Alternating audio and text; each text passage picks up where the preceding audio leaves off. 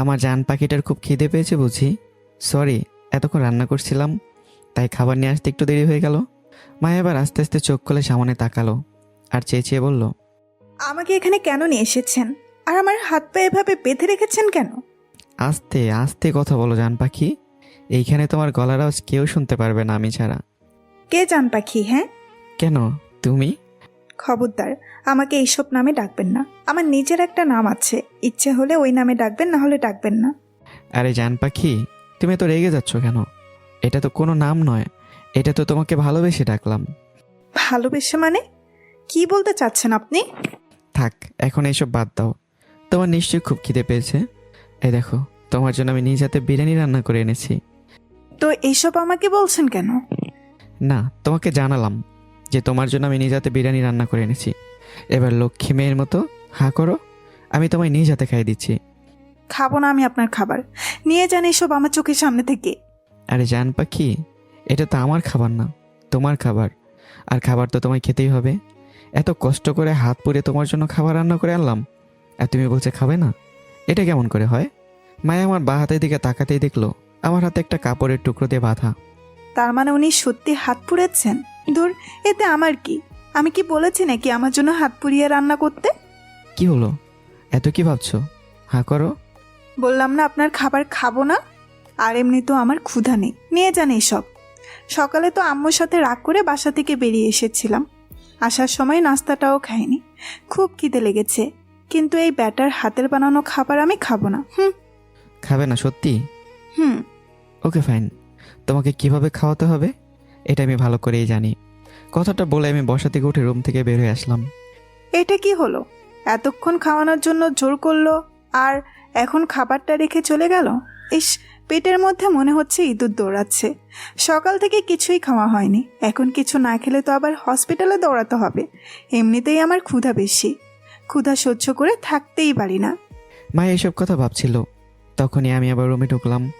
আমার বাঁ হাতে একটা ছোট বোতল, বোতল ভর্তি তেলাপোকা। বোতলের মধ্যে এত তেলাপোকা দেখে মায়ের অবস্থা শেষ। এমনিতেই মেয়েরা তেলাপোকা অনেক ভয় পায়, তার উপর আবার এত তেলাপোকা দেখে মায়ের তো অবস্থা টাইট। ধীরে ধীরে মায়ের কাছে গিয়ে চেয়ারটায় বসে পড়লাম। কি, তেলাপোকা দেখে ভয় হচ্ছে? না না, ভয় হবে কেন? আমি তেলাপোকাকে ভয় পাই না। তাই নাকি? তাহলে তো ভালোই। আমি তো এসব তোমার জন্য এনেছি। আমার জন্য মানে? মানে হলো, তুমি যদি এখন খাবারগুলো না খাও, তাহলে সব তেলাপোকাগুলো বের করে তোমার উপর ছেড়ে দেবো। কি দেবো? না না, প্লিজ এমন করবেন না। আমি খাবার খাবো, আমার হাত খুলে দিন। আমি এক্ষুনি খাবারগুলো খেয়ে নিচ্ছি। না জান পাখি, এটা তো হবে না। তোমায় আমি নিজ হাতে খাইয়ে দেবো বলে এত কষ্ট করে তোমার জন্য রান্না করে আনলাম। এখন এই ব্যাটার হাতে আমায় খাবার খেতে হবে? হে উপরওয়ালা, এই কোন বিপদে ফেললে আমায়?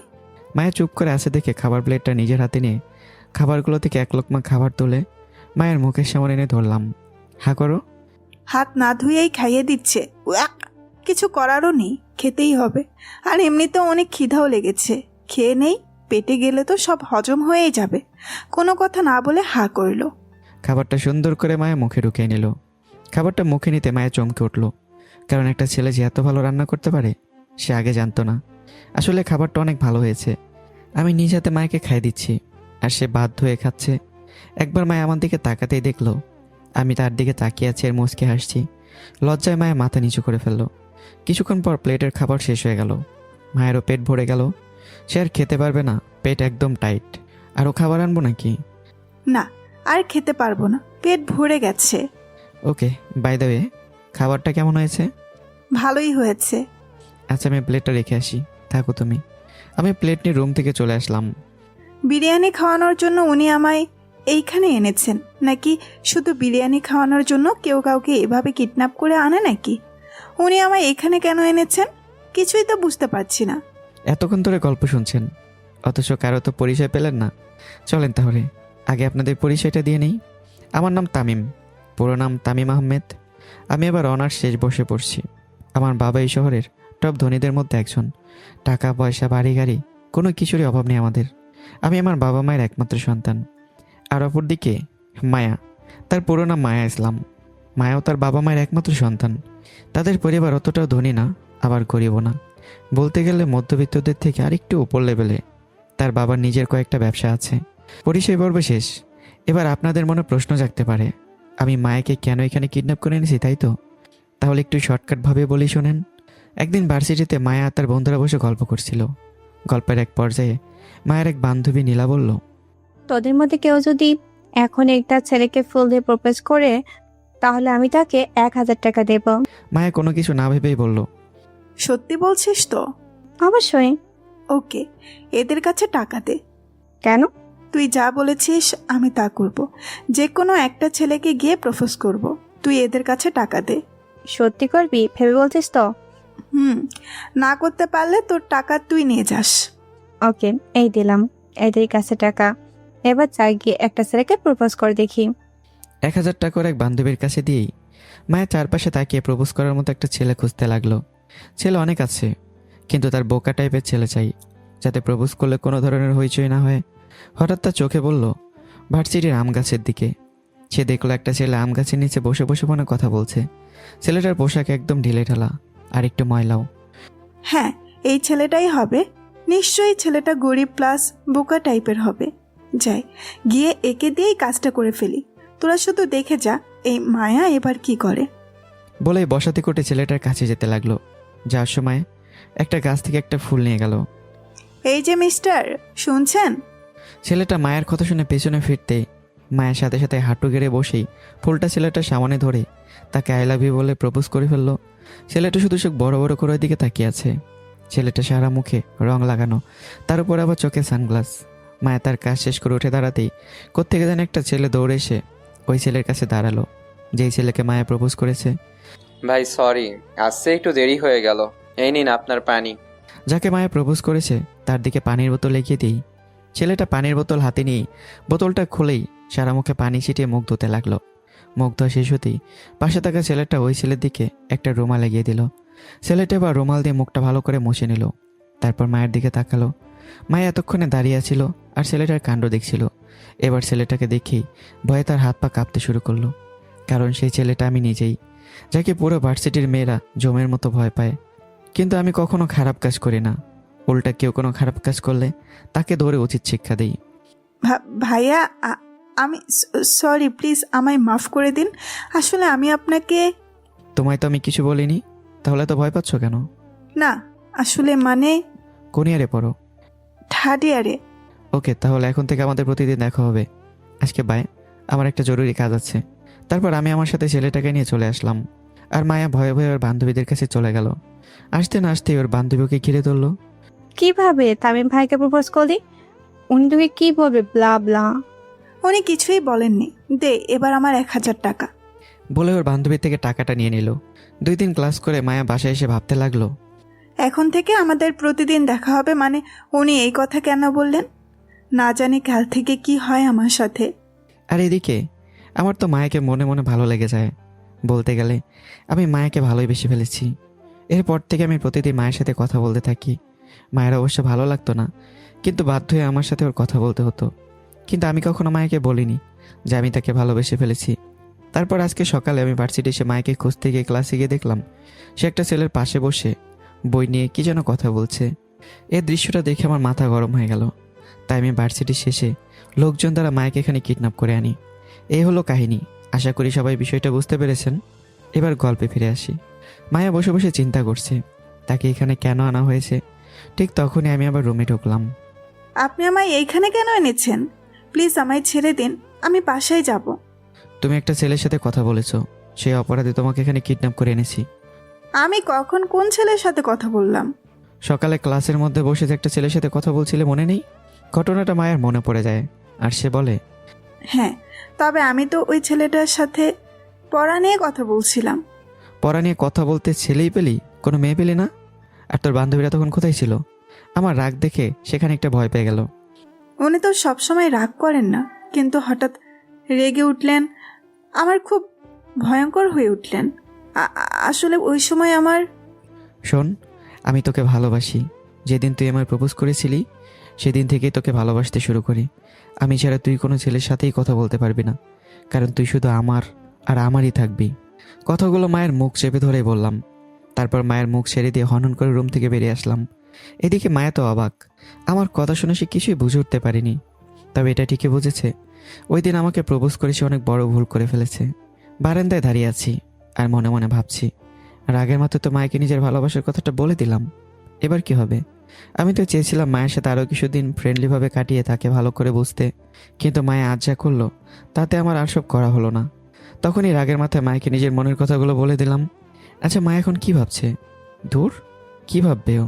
ও তো নিজেই আমায় প্রপোজ করেছে, তাহলে নিশ্চয়ই সে আমায় ভালোবাসে।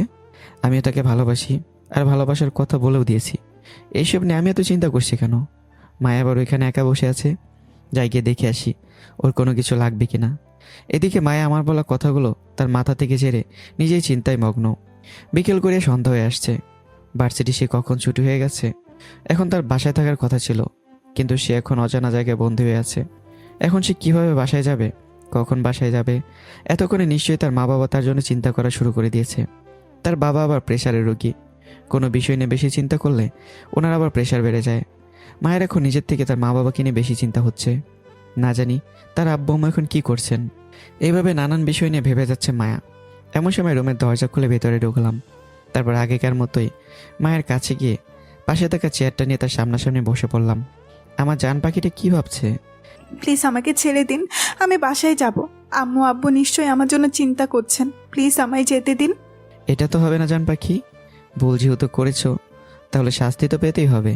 তবে প্রথমবার বেশি শাস্তি দেব না, কয়েকদিন শুধু এখানে থাকবে, তারপর এমনিতেই ছেড়ে দেব। এইসব কি বলছেন? আপনার মাথা ঠিক আছে তো? কি এমন ভুল করেছি আমি যার জন্য আমায় এতদিন এইখানে থাকতে হবে? ওই যে আজ ক্লাসের মধ্যে একটা ছেলের সাথে কথা বলেছিলে। আমি তো বললামই যে আমি ওই ছেলের সাথে ইচ্ছে করে কথা বলিনি, জাস্ট একটা পড়ার বিষয় নিয়ে কথা বলেছিলাম। তাছাড়া আমি ওই ছেলের কাছে যাইনি, ওই ছেলেটাই আমার কাছে এসেছিল পড়া নিয়ে একটা কথা বলতে। তার জন্য বুঝি একজন আরেকজনের গায়ে ঘেসে বসতে হয়? না, আসলে চুপ, আর একটা কথাও নয়। আমি যা বলেছি তাই হবে। আর থাকা নিয়ে তোমার এত চিন্তা করতে হবে না। তোমার জন্য আলাদা রুম গুছিয়ে রাখা হয়েছে, যেখানে শুধু তুমি থাকবে আর কেউ না। আর বাসার কাউকে নিয়ে অযথা চিন্তা করতে হবে না। বাসায় ফোন করে জানিয়ে দাও যে তুমি আজ তোমার এক বান্ধবীর বাসায় থাকবে। আম্মু আব্বু আমাকে ফেলে কখনো একা খাবার খায়নি, আর কখনো কোনো ফ্রেন্ডের বাসায় থাকতেও দেয়নি। আর আমি কখনো আম্মু আব্বুকে মিথ্যা কথা বলিনি, আজকেও বলতে পারবো না। প্লিজ আমাকে বাসায় যেতে দিন। মাঝে মধ্যে নিজের ভালোর জন্য মিথ্যা কথা বলতে হয় জান পাখি। বাসার কারো নাম্বার বলো, ফোন লাগিয়ে দিচ্ছি। নিজের ভালোর জন্য মিথ্যা কথা বলতে হবে মানে? কারণ তুমি যাই করো না কেন, তুমি এখান থেকে কোথাও যেতে পারবে না যতক্ষণ পর্যন্ত আমি যেতে না দিচ্ছি। তাই বলছি, বাসার কারো নাম্বার দাও, আমি ফোন লাগিয়ে দিচ্ছি। না হলে বাসার মানুষ শুধু শুধু চিন্তা করবে তোমার জন্য। বুঝতে পেরেছো? মায়া বুঝতে পেরেছে আজকে যে আমি ওকে কোনোভাবেই ছাড়বো না। এখন কি করা যায়? কি করা যায়? পেয়েছি। একবার কোনো রকমে বাসায় কথা বলতে পারলে ওদেরকে বলে দিব যে আমায় কিডন্যাপ করা হয়েছে, তাহলে নিশ্চয়ই আব্বু পুলিশের দ্বারা আমাকে খুঁজে বের করবে। এত কি ভাবছো জান পাখি? হ্যাঁ, না মানে কিছু না, আমার হাত খুলে দেন, আমি বাসায় ফোন করে বলে দেবো নে আমি আজ আমার এক বান্ধবীর বাসায় থাকবো। হাত তো এখন খোলা যাবে না জান পাখি, তুমি নাম্বার বলো, আমি ফোন লাগিয়ে দিচ্ছি তোমার কাছে। উপায় না পেয়ে তার আম্মুর নাম্বার আমাকে বললো। নাম্বারগুলো তুলেই ফোন লাগিয়ে মোবাইল মায়ের কানের কাছে ধরলাম। বললেও তাদেরকে কিছু বুঝতে দেবে না, না হলে কিন্তু তোমার পরিবারের কারো ক্ষতি হতে পারে। কিছুক্ষণ রিং হওয়ার পর মায়ের আম্মু ফোন রিসিভ করলেন। হ্যালো, কে বলছেন? হ্যালো আম্মু, আমি মায়া বলছি। মায়া? আম্মু, তুই এখন কোথায় আছিস? সন্ধ্যা হয়ে গেছে, অথচ এখনো বাসায় আসিস নাই কেন? আসলে আম্মু, আমি আমার এক ফ্রেন্ডের বাসায় আছি, আর আজকে ওইখানেই থাকবো। তোমরা খেয়ে দিয়ে ঘুমিয়ে পড়ো, আমি কাল সকালেই বাসায় চলে আসবো। ফ্রেন্ডের বাসায় কেন থাকবি? তুই তো কখনো রাতে বাহিরে কোথাও থাকিস না, তাহলে আজ কিসের জন্য ফ্রেন্ডের বাসায় থাকবি? আসলে আম্মু, আজকে আমার এক ফ্রেন্ডের জন্মদিন, তাই সে আমায় জোর করে তার বাসায় রেখে দিয়েছে। আমি কাল সকালেই বাসায় চলে আসবো, প্রমিস। কিরে, তোর আব্বু যে... তুমি আব্বুকে একটু বুঝিয়ে বলো প্লিজ, আমার আজ... মায়ের কথা শেষ হওয়ার আগেই আমি ফোনটা কেটে দিলাম। অনেক কথা হয়েছে, তোমার কি এখন ক্ষুধা লেগেছে? না। ওকে, তাহলে তুমি থাকো, আমি একটু পর আবার আসবো। তারপর আমি আবারও বারান্দায় এসে আকাশের দিকে তাকিয়ে রইলাম। এমন সময় হঠাৎ আমার ফোনে একটা কল আসলো। পকেট থেকে ফোনটা বের করে দেখলাম আব্বু কল করেছে। কোনো কিছু না ভেবে কলটা রিসিভ করলাম। হ্যাঁ আব্বু, বলো। কোথায় তুমি? আমি তো এখন আমাদের বাগান বাড়িতে আছি। কেন? এই সময় তুমি ওইখানে কি করছো? বাগান বাড়িতে তো তুমি কোনো কাজ না ছাড়া যাও না। হ্যাঁ, একটা জরুরি কাজ এখানে এসেছিলাম। আজকে এখানেই থাকবো, কাল ভার্সিটি শেষে বাসায় আসবো। ওকে, তোমার যা ইচ্ছে করো, এখন ফোন রাখলাম তাহলে। আমার বাবা রফিক আহমেদ ফোনটা কেটে দিলেন, আর আমি ফোনটা পকেটে ঢুকিয়ে আবারও আকাশের দিকে এক মনে তাকিয়ে আছি। এদিকে মায়া বসে বসে ভাবছে, আমাকে প্রপোজ করে সে এখন ফেসে গেছে। সে তো আমাকে ভালোবাসে না। ওই দিন বাজি জেতার জন্য ভুল করে প্রপোজ করে ফেলেছে। এখন সে কি করবে? সে কি ওই দিনের ঘটনা বলে দেবে? বললে যদি আমি এর কোনো ক্ষতি করে দিই, না বললেও তো আবার আমি তার পিছনে সবসময় ঘুরঘুর করতে থাকবো। সে কিছু বলতেও পারবে না, কারণ আমাকে সে ভীষণ ভয় পায়। কিন্তু এভাবে চলতে থাকলে তো হবে না। তাহলে এখন তার কি করা উচিত? মায়ের মাথায় যেন কোনো কিছু কাজ করছে না। কি থেকে কি করবে সে কিছুই বুঝতে পারছে না। রাত্রিবেলা আমি মায়ের জন্য গরুর মাংস ভুনা করে একটা প্লেটে ভাত নিয়ে অন্য একটা প্লেটে মাংস ভুনা নিয়ে চলে আসলাম মায়ের কাছে, যেখানে আমি মায়েকে বেঁধে রেখেছি। আমি আবার সব কিছু রান্না করতে পারি। আমার রান্নাও কিন্তু অনেক ভালো হয়। ছোটোবেলায় আমি সবসময় আমার মায়ের সাথে রান্না করে থাকতাম, আর আমার মায়ের রান্না দেখে আমি আস্তে আস্তে সব কিছু শিখে ফেলি। এমনকি মাঝে মধ্যে বাসায় সবার জন্য রান্নাও করি। রুমে ঢুকে আমি একটা চেয়ার টেনে মায়ের পাশে বসে পড়লাম। তারপর প্লেটে একটু মাংস ভুনা নিয়ে ভাত ভালো করে মাখিয়ে মায়ের মুখের সামনে ধরলাম। নাও হা করো, তোমার জন্য গরুর মাংস ভুনা করে এনেছি। মায়ের আবার গরুর মাংস খেতে অনেক ভালো লাগে। বলতে গেলে এই খাবারটা তার পছন্দের খাবারের মধ্যে প্রথম তালিকায় রয়েছে। আজ সকালে সে তার আম্মুকে বলেছিল গরুর মাংস রান্না করতে। তিনি রান্না করতে পারবেন না বলাতে মায়ের রাগ করে না খেয়ে বাসা থেকে বেরিয়ে পড়ে। আর এখন তার সেই পছন্দের খাবার তার সামনে। মায়ের কোনো কিছু না বলেই হা করে ফেললো। আমি সুন্দর করে খাবারের লোকমাটা মায়ের মুখে ঢুকিয়ে দিলাম। আহ, কি টেস্ট খাবারের! এই ব্যাটা দেখছি অনেক ভালো রান্না করতে পারে, কিন্তু রান্নাটা যে ভালো হয়েছে এটা ওনাকে বুঝতে দেওয়া যাবে না। না হলে বলা তো যায় না, বেশি খাইয়ে দিতে পারে। মায়া হচ্ছে, আর মাঝে মধ্যে তামিমের দিকে আর চোখে তাকাচ্ছে, যেটা তামিম বুঝতে পারছে না। মায়ের খাওয়া শেষ হলে আমি প্লেটটা নিয়ে রান্নাঘরে চলে এলাম। তারপরে প্লেটের মধ্যে খাবার নিয়ে আমিও খাবার খেয়ে নিলাম। খাওয়া শেষ করে আমি হাত ধুয়ে একটা গার্ডকে ডেকে সব কিছু গুছিয়ে নিতে বললাম। তারপর মায়ের কাছে চলে আসলাম। মায়ের কাছে এসে কথা না বলেই মায়ের হাত পা খুলে দিলাম। তারপর তার হাত ধরে একটা রুমের মধ্যে নিয়ে আসলাম। এই রুম স্পেশালি তোমার জন্য গুছিয়ে রাখা হয়েছে। এটা ওয়াশরুম, হাত মুখ ধুয়ে এসে ঘুমিয়ে পড়ো। আর কোনো কিছু দরকার হলে আমাকে ডাক দিবে, আমি চলে আসবো। আর হ্যাঁ, বলেও এখান থেকে পালানোর চেষ্টা করবে না, কারণ বাড়ির সব জায়গায় আমার লোক রয়েছে। পালাতে চাইলেও পালাতে পারবে না, কারণ ওরা তোমায় ধরে ফেলবে। আর একবার যদি পালাতে গিয়ে ধরা পড়ে যাও, তাহলে তোমার কী অবস্থা হবে সেটা তখনই বুঝতে পারবে। এখন তাহলে আমি বাইরে গেলাম, তুমি ঘুমিয়ে পড়ো। কথাগুলো বলে আমি রুমের বাইরে চলে আসলাম, দরজাটা বন্ধ করে। ব্যাটা ওয়ার্নিং দিয়ে গেল নাকি হুমকি দিল? ধুর, এসব আমার ভেবে লাভ নেই। অনেক ঘুম পাচ্ছে, এবার ঘুমিয়ে পড়ি। তারপর মায়া ওয়াশরুম থেকে হাত মুখ ধুয়ে সে ঘুমিয়ে পড়ল। বিছানা একদম তুলোর মতো নরম, তাই তার ঘুম আসতে বেশি সময় লাগলো না। পরদিন সকালবেলা মায়ের ঘুম ভাঙলো কারো হাতের ছোঁয়া পেয়ে। সে চোখ খুলতেই দেখলো আমি তার মাথার পাশে বসে আছি, তার মাথায় হাত বুলিয়ে দিচ্ছি। আমাকে তো কাছ থেকে দেখে সে ভয়ে লাফ দিয়ে উঠে পড়ল। কি হলো জান পাখি, তুমি উঠে পড়লে কেন? আপনি আপনি আমার কাছে বসে কি করছিলেন? দেখছিলাম তোমাকে সাজালে বেশি সুন্দর লাগবে নাকি না সাজালে। মানে আমাকে সাজাবেন কিসের জন্য? বিয়ের দিন তো বউকে একটু হলেও সাজতে হয়, তাই না? বিয়ের দিন মানে? কার বিয়ের কথা বলছেন? আর বউকে? কেন, তুমি বউ? একটু পরেই তো আমাদের বিয়ে হবে। তারপর তুমি হবে আমার বউ, আর আমি হব তোমার স্বামী। আমার কথা শুনে মায়ের মনে ভূমিকম্প শুরু হতে লাগলো। তাহলে আজকে তাকে বিয়ে করার জন্য আমি এখানে নিয়ে এসেছি, এইসব বিষয়ে ভাবতে লাগলো। কিন্তু আমি তো ওনাকে ভালোই বাসি না, বিয়ের তো প্রশ্নই ওঠে না। এখন আমি কি করব? হ্যাঁ, উপরওয়ালা প্লিজ আমাকে এই শয়তানটার কাছ থেকে বাঁচাও। গাড়ি চলছে আর মায়ের চুলগুলো বাতাসের সঙ্গে হাওয়ায় উঠছে। আমি ড্রাইভিং সিটে বসে গাড়ি ড্রাইভ করছি, আর মাঝে মধ্যে মায়ের দিকে তাকাচ্ছি। বাতাসের মধ্যে মায়ের চুলগুলো উড়াউড়ি করছে, আর মায়া বারবার হাত দিয়ে তার সামনের চুলগুলো কানের পেছনে গুজে দিচ্ছে। একটু আগে আমার মুখ থেকে বিয়ের কথা শুনে মায়ের পুরো দুনিয়াটাই ওলটপালট হয়ে গিয়েছিল। নিজেকে কিভাবে শান্ত করে সে ভেবে পাচ্ছে না। ইচ্ছে করছিল তখনই আমাকে কোনোরকম ফাঁকি দিয়ে পালিয়ে যেতে, কিন্তু সেটা আর করতে হলো না, কারণ পরক্ষণেই আমি ফিক করে এসে দিয়ে বললাম, আরে আমি তো মজা করেছি, তুমি তো দেখছি কথাটা সত্যি সত্যি নিয়ে ফেলেছো। আমাদের দুজনের এখন পড়াশোনা শেষ করার বাকি আছে। এখনই যদি আমরা বিয়ে করে ফেলি তাহলে দুজনের ক্যারিয়ারই নষ্ট হয়ে যাবে। সো এইসব নিয়ে তোমায় চিন্তা করতে হবে না। আগে দুজন পড়াশোনা শেষ হোক, তারপর একে অন্যের বাসায় বিয়ের বিষয়ে কথা বলবো। আমার এই কথাগুলো শুনে মায়ের মনের মধ্যে যেন প্রাণ ফিরে আসে। সে যা যা ভাবছিল তা সত্যি নয়, আমি জাস্ট ওর সাথে একটু মজা করেছি, আর কিচ্ছু না। আসলে আমি তখন মায়ের সাথে মজা করার জন্য আমাদের বিয়ের কথাটাই বলেছিলাম। বিয়ের কথা শুনে মায়া কেমন রিয়েক্ট করবে এটাই দেখতে চেয়েছিলাম। মায়ের আমি একটা গাড়ি করে ভার্সিটি যাচ্ছি।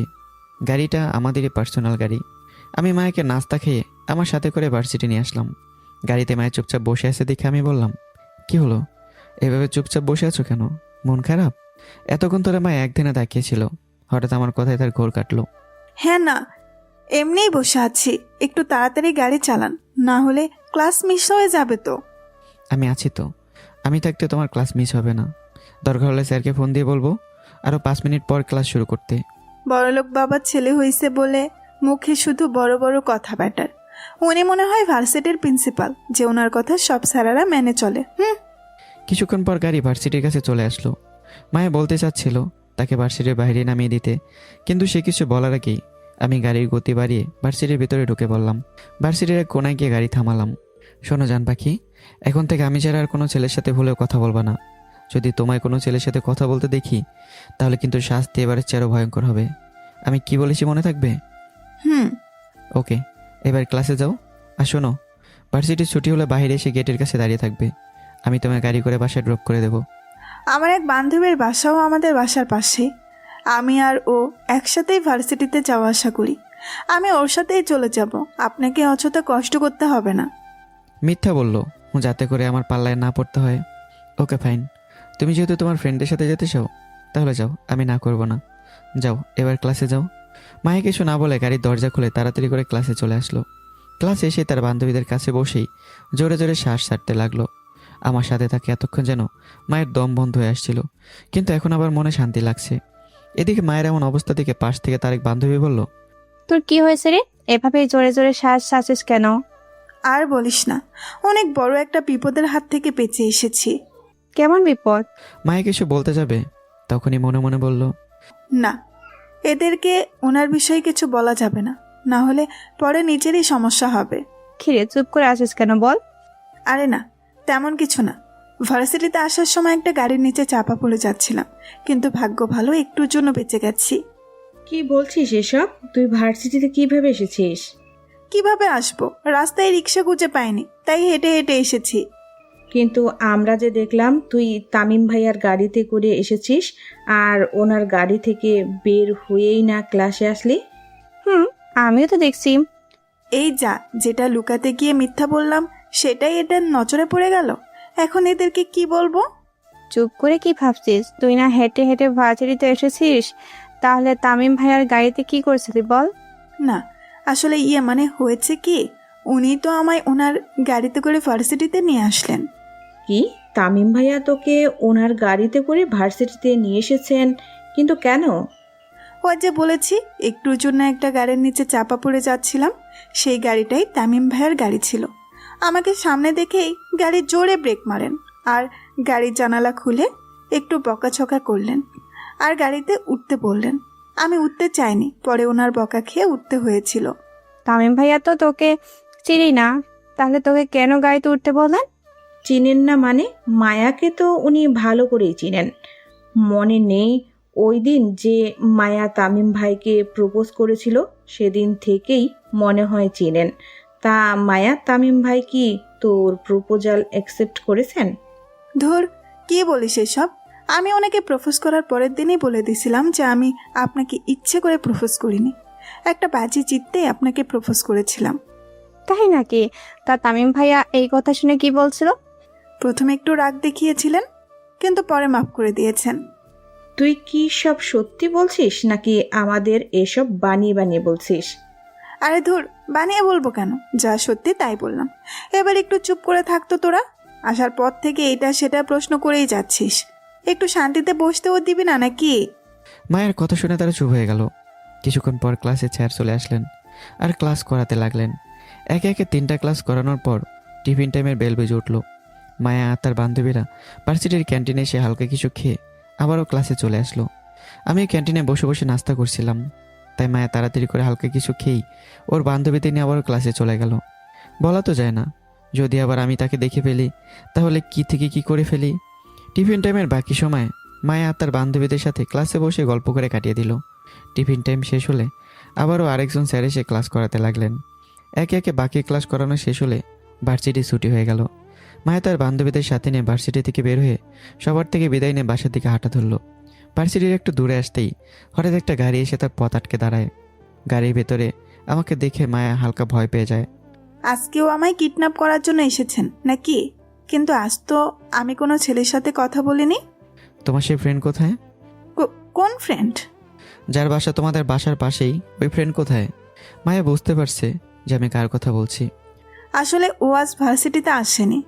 ও সমস্যা নেই, তুমি গাড়িতে এসে বসো, আমি তোমার বাসায় ড্রপ করে দিয়ে আসবো। কার বাসায়? তোমার বাসায়। আসো, গাড়িতে উঠে বসো। আমি রিক্সা করে যেতে পারবো, আপনি চলে যান। তুমি গাড়িতে উঠবে নাকি আমি গাড়ি থেকে নেমে উঠাবো? না না, আমি উঠছি তো, রাখছেন কেন? তারপর মায়া বাধ্য হয়ে আমার গাড়িতে উঠে বসলো। আমি মুচকে এসে মায়ের কাছ থেকে ওর বাসার ঠিকানা নিয়ে গাড়ি স্টার্ট দিলাম। প্রায় কিছুক্ষণ পর মায়েদের বাড়ির সামনে এসে আমি গাড়ি থামালাম। গাড়ি থামাতে মায়ের গাড়ির দরজা খুলে দৌড়ে বাসার ভিতরে চলে গেল। আজব মেয়ে তো, আমার সাথে ভালো করে কথা বললো না, আমার দিকে ভালো করে তাকালো না, আবার প্রপোজ করে বসলো। মেয়েটিকে আমায় ভালোবেসে প্রপোজ করেছে নাকি মজা করে? কথাগুলো ভেবে আমি আবারও গাড়ি স্টার্ট দিয়ে আমার বাসায় চলে আসলাম। এদিকে মায়া বাসায় ঢুকে একটা স্বস্তির নিঃশ্বাস ফেললো। আমার কাছাকাছি থাকলেই যেন তার কেমন দম বন্ধ হয়ে যায়, তার মুখ থেকে কথা বের হয় না। মায়াকে বাসায় দেখে আমজাদ চৌধুরী মানে তার বাবা তার কাছে এসে দাঁড়ালেন আর বললেন, গতকাল কোথায় ছিলে তুমি? আমাদেরকে না বলেই বন্ধুর বাসায় থেকে গেলে তুমি। হঠাৎ তার বাবার গলার আওয়াজ পেয়ে সামনে তাকিয়ে দেখলো তার বাবা সামনে দাঁড়িয়ে। আব্বু সরি, আসলে আমার এক বান্ধবীর জন্মদিন ছিল গতকাল, আর তাই সে আমায় জোর করে ওর বাসায় নিয়ে ওর সাথে রেখে দেয়। বন্ধুর জন্য আব্বুর কথা বলে গেলে তুমি জান না আব্বু তোমাকে ছাড়া কখনো খাবার খায়নি? সরি আব্বু, আমার ভুল হয়ে গেছে, আর কখনো এমন হবে না, প্রমিস। বাহ বাবা, মেয়ের ভালোবাসা শুরু হয়ে গেছে। এদিকে একজন আম্মু যে আছে তার কথা কি কারো মনে পড়ে না? হঠাৎ মায়ের মা রহিমা বেগম তাদের সামনে এসে দাঁড়িয়ে কথাটা বললেন। না, আম্মুর চেয়ে আমার আব্বুই ভালো, আমায় অনেক ভালোবাসে আমার আব্বু। হয়েছে, এবার এসব বাদ দিয়ে খাবার খেতে আসো। গতকাল দুপুর থেকে সকাল পর্যন্ত তোর আপু কোনো ওষুধ খায় নাই। খান নাই মানে? কেন খান নাই? সব সময় তো তোর আব্বুকে তুই ওষুধ খাইয়ে দিস, তাই তোর অপেক্ষা করতে করতে কোনো ঔষধই খান নাই। এখন তো আমি এসেছি, দেখি ওষুধ না খেয়ে উনি কিভাবে থাকেন। তুমি খাবার দাও, খাবার খাইয়ে আব্বুকে আবার ওষুধ খাওয়াতে হবে। খাবার টেবিলেই রাখা আছে, হাত মুখ ধুয়ে এসে খেতে বস সবাই। আচ্ছা, আমি হাত মুখ ধুয়ে আসছি, দাঁড়াও। তারপর মায়ের রুমে গিয়ে হাত মুখ ধুয়ে এসে তার বাবাকে সাথে নিয়ে খাবার খেতে বসলো। খাওয়া দাওয়া শেষ হলেই তার আব্বুকে দুপুরের ওষুধ খেয়ে সে রুমে চলে আসলো। রুমে এসে মায়া ভাবতে লাগলো কিভাবে আমার কাছ থেকে সে বাঁচবে। আমাকে সব সত্যি বলে দিতেই হবে, না হলে সবসময় তার পেছনে ঘুরঘুর করতেই থাকবো। এদিকে আমি বাসায় আসতেই আমার মা আমাকে দেখে বকাবকি শুরু করে দিলেন। আমি সারাদিন বাইরে থাকি, সময় মতো খাই না, সময় মতো ঘুমাই না, কারো কথাও শুনি না, ইত্যাদি ইত্যাদি। আমি কথাগুলো কানে না নিয়ে ওয়াশরুমে এসে ফ্রেশ হয়ে নিলাম। তারপর নিচে এসে খাবার টেবিলে বসে খাবার খেতে লাগলাম। আর আম্মু আমাকে দেখে খাবার টেবিলে খাবার দিয়ে রুমে চলে গেলেন। খাওয়া শেষ হলে আমি আবারও রুমে চলে আসলাম। এইভাবে আমার আর মায়ার দুজনেরই দিনটা কেটে যায়। পরদিন সকালবেলা মায়া ভার্সিটিতে ঢুকতেই যা দেখলো, তাতে তো আমার প্রতি ভয়টা আর অনেকক্ষণ বেড়ে গেল তার। সে দেখলো আমি একটা হকি স্টিক দিয়ে একটা ছেলেকে ওড়াধরা মায়ের দিচ্ছি। মায়ের খেয়ে ছেলেটার নাক মুখ থেকে রক্ত বেরোচ্ছে, কিন্তু সেদিকে আমার কোনো ভ্রুক্ষেপ নেই। আমি আমার মতো করে ছেলেটাকে মেরে যাচ্ছি। ভার্সিটির সব ছাত্রছাত্রীরা ছেলেটার মায়ের খাওয়ার দৃশ্য দেখে যাচ্ছে, কিন্তু কারো সাহস হচ্ছে না আমাকে আটকানোর। ছেলেটার এমন করুণ অবস্থা দেখে মায়েরা সহ্য হলো না। সে দৌড়ে এসে আমার কাছে দাঁড়ালো আর আমাকে ধাক্কা দিয়ে সরিয়ে দিল। মায়ের এমন কাজে আমি সহ ভার্সিটির সকল ছাত্রছাত্রী তো অবাক। কি পেয়েছেন কি আপনি? হ্যাঁ, বাবা বড়লোক বলে গরিবদের উপর সবসময় অত্যাচার করে যাবেন? ছেলেটাকে এভাবে মারতে আপনার একটুও হাত কাঁপলো না? দেখেন, মেরে একদম নাক মুখ থেকে রক্ত বের করে ফেলেছেন বেচারার। মায়ের কথাগুলো শুনে আমি কিছু না বলেই চুপ করে দাঁড়িয়ে রইলাম। এভাবে দাঁড়িয়ে আছেন কেন? এখন মারেন ওকে, কি হলো? মারছেন না কেন? আর আপনারা কেমন মানুষ?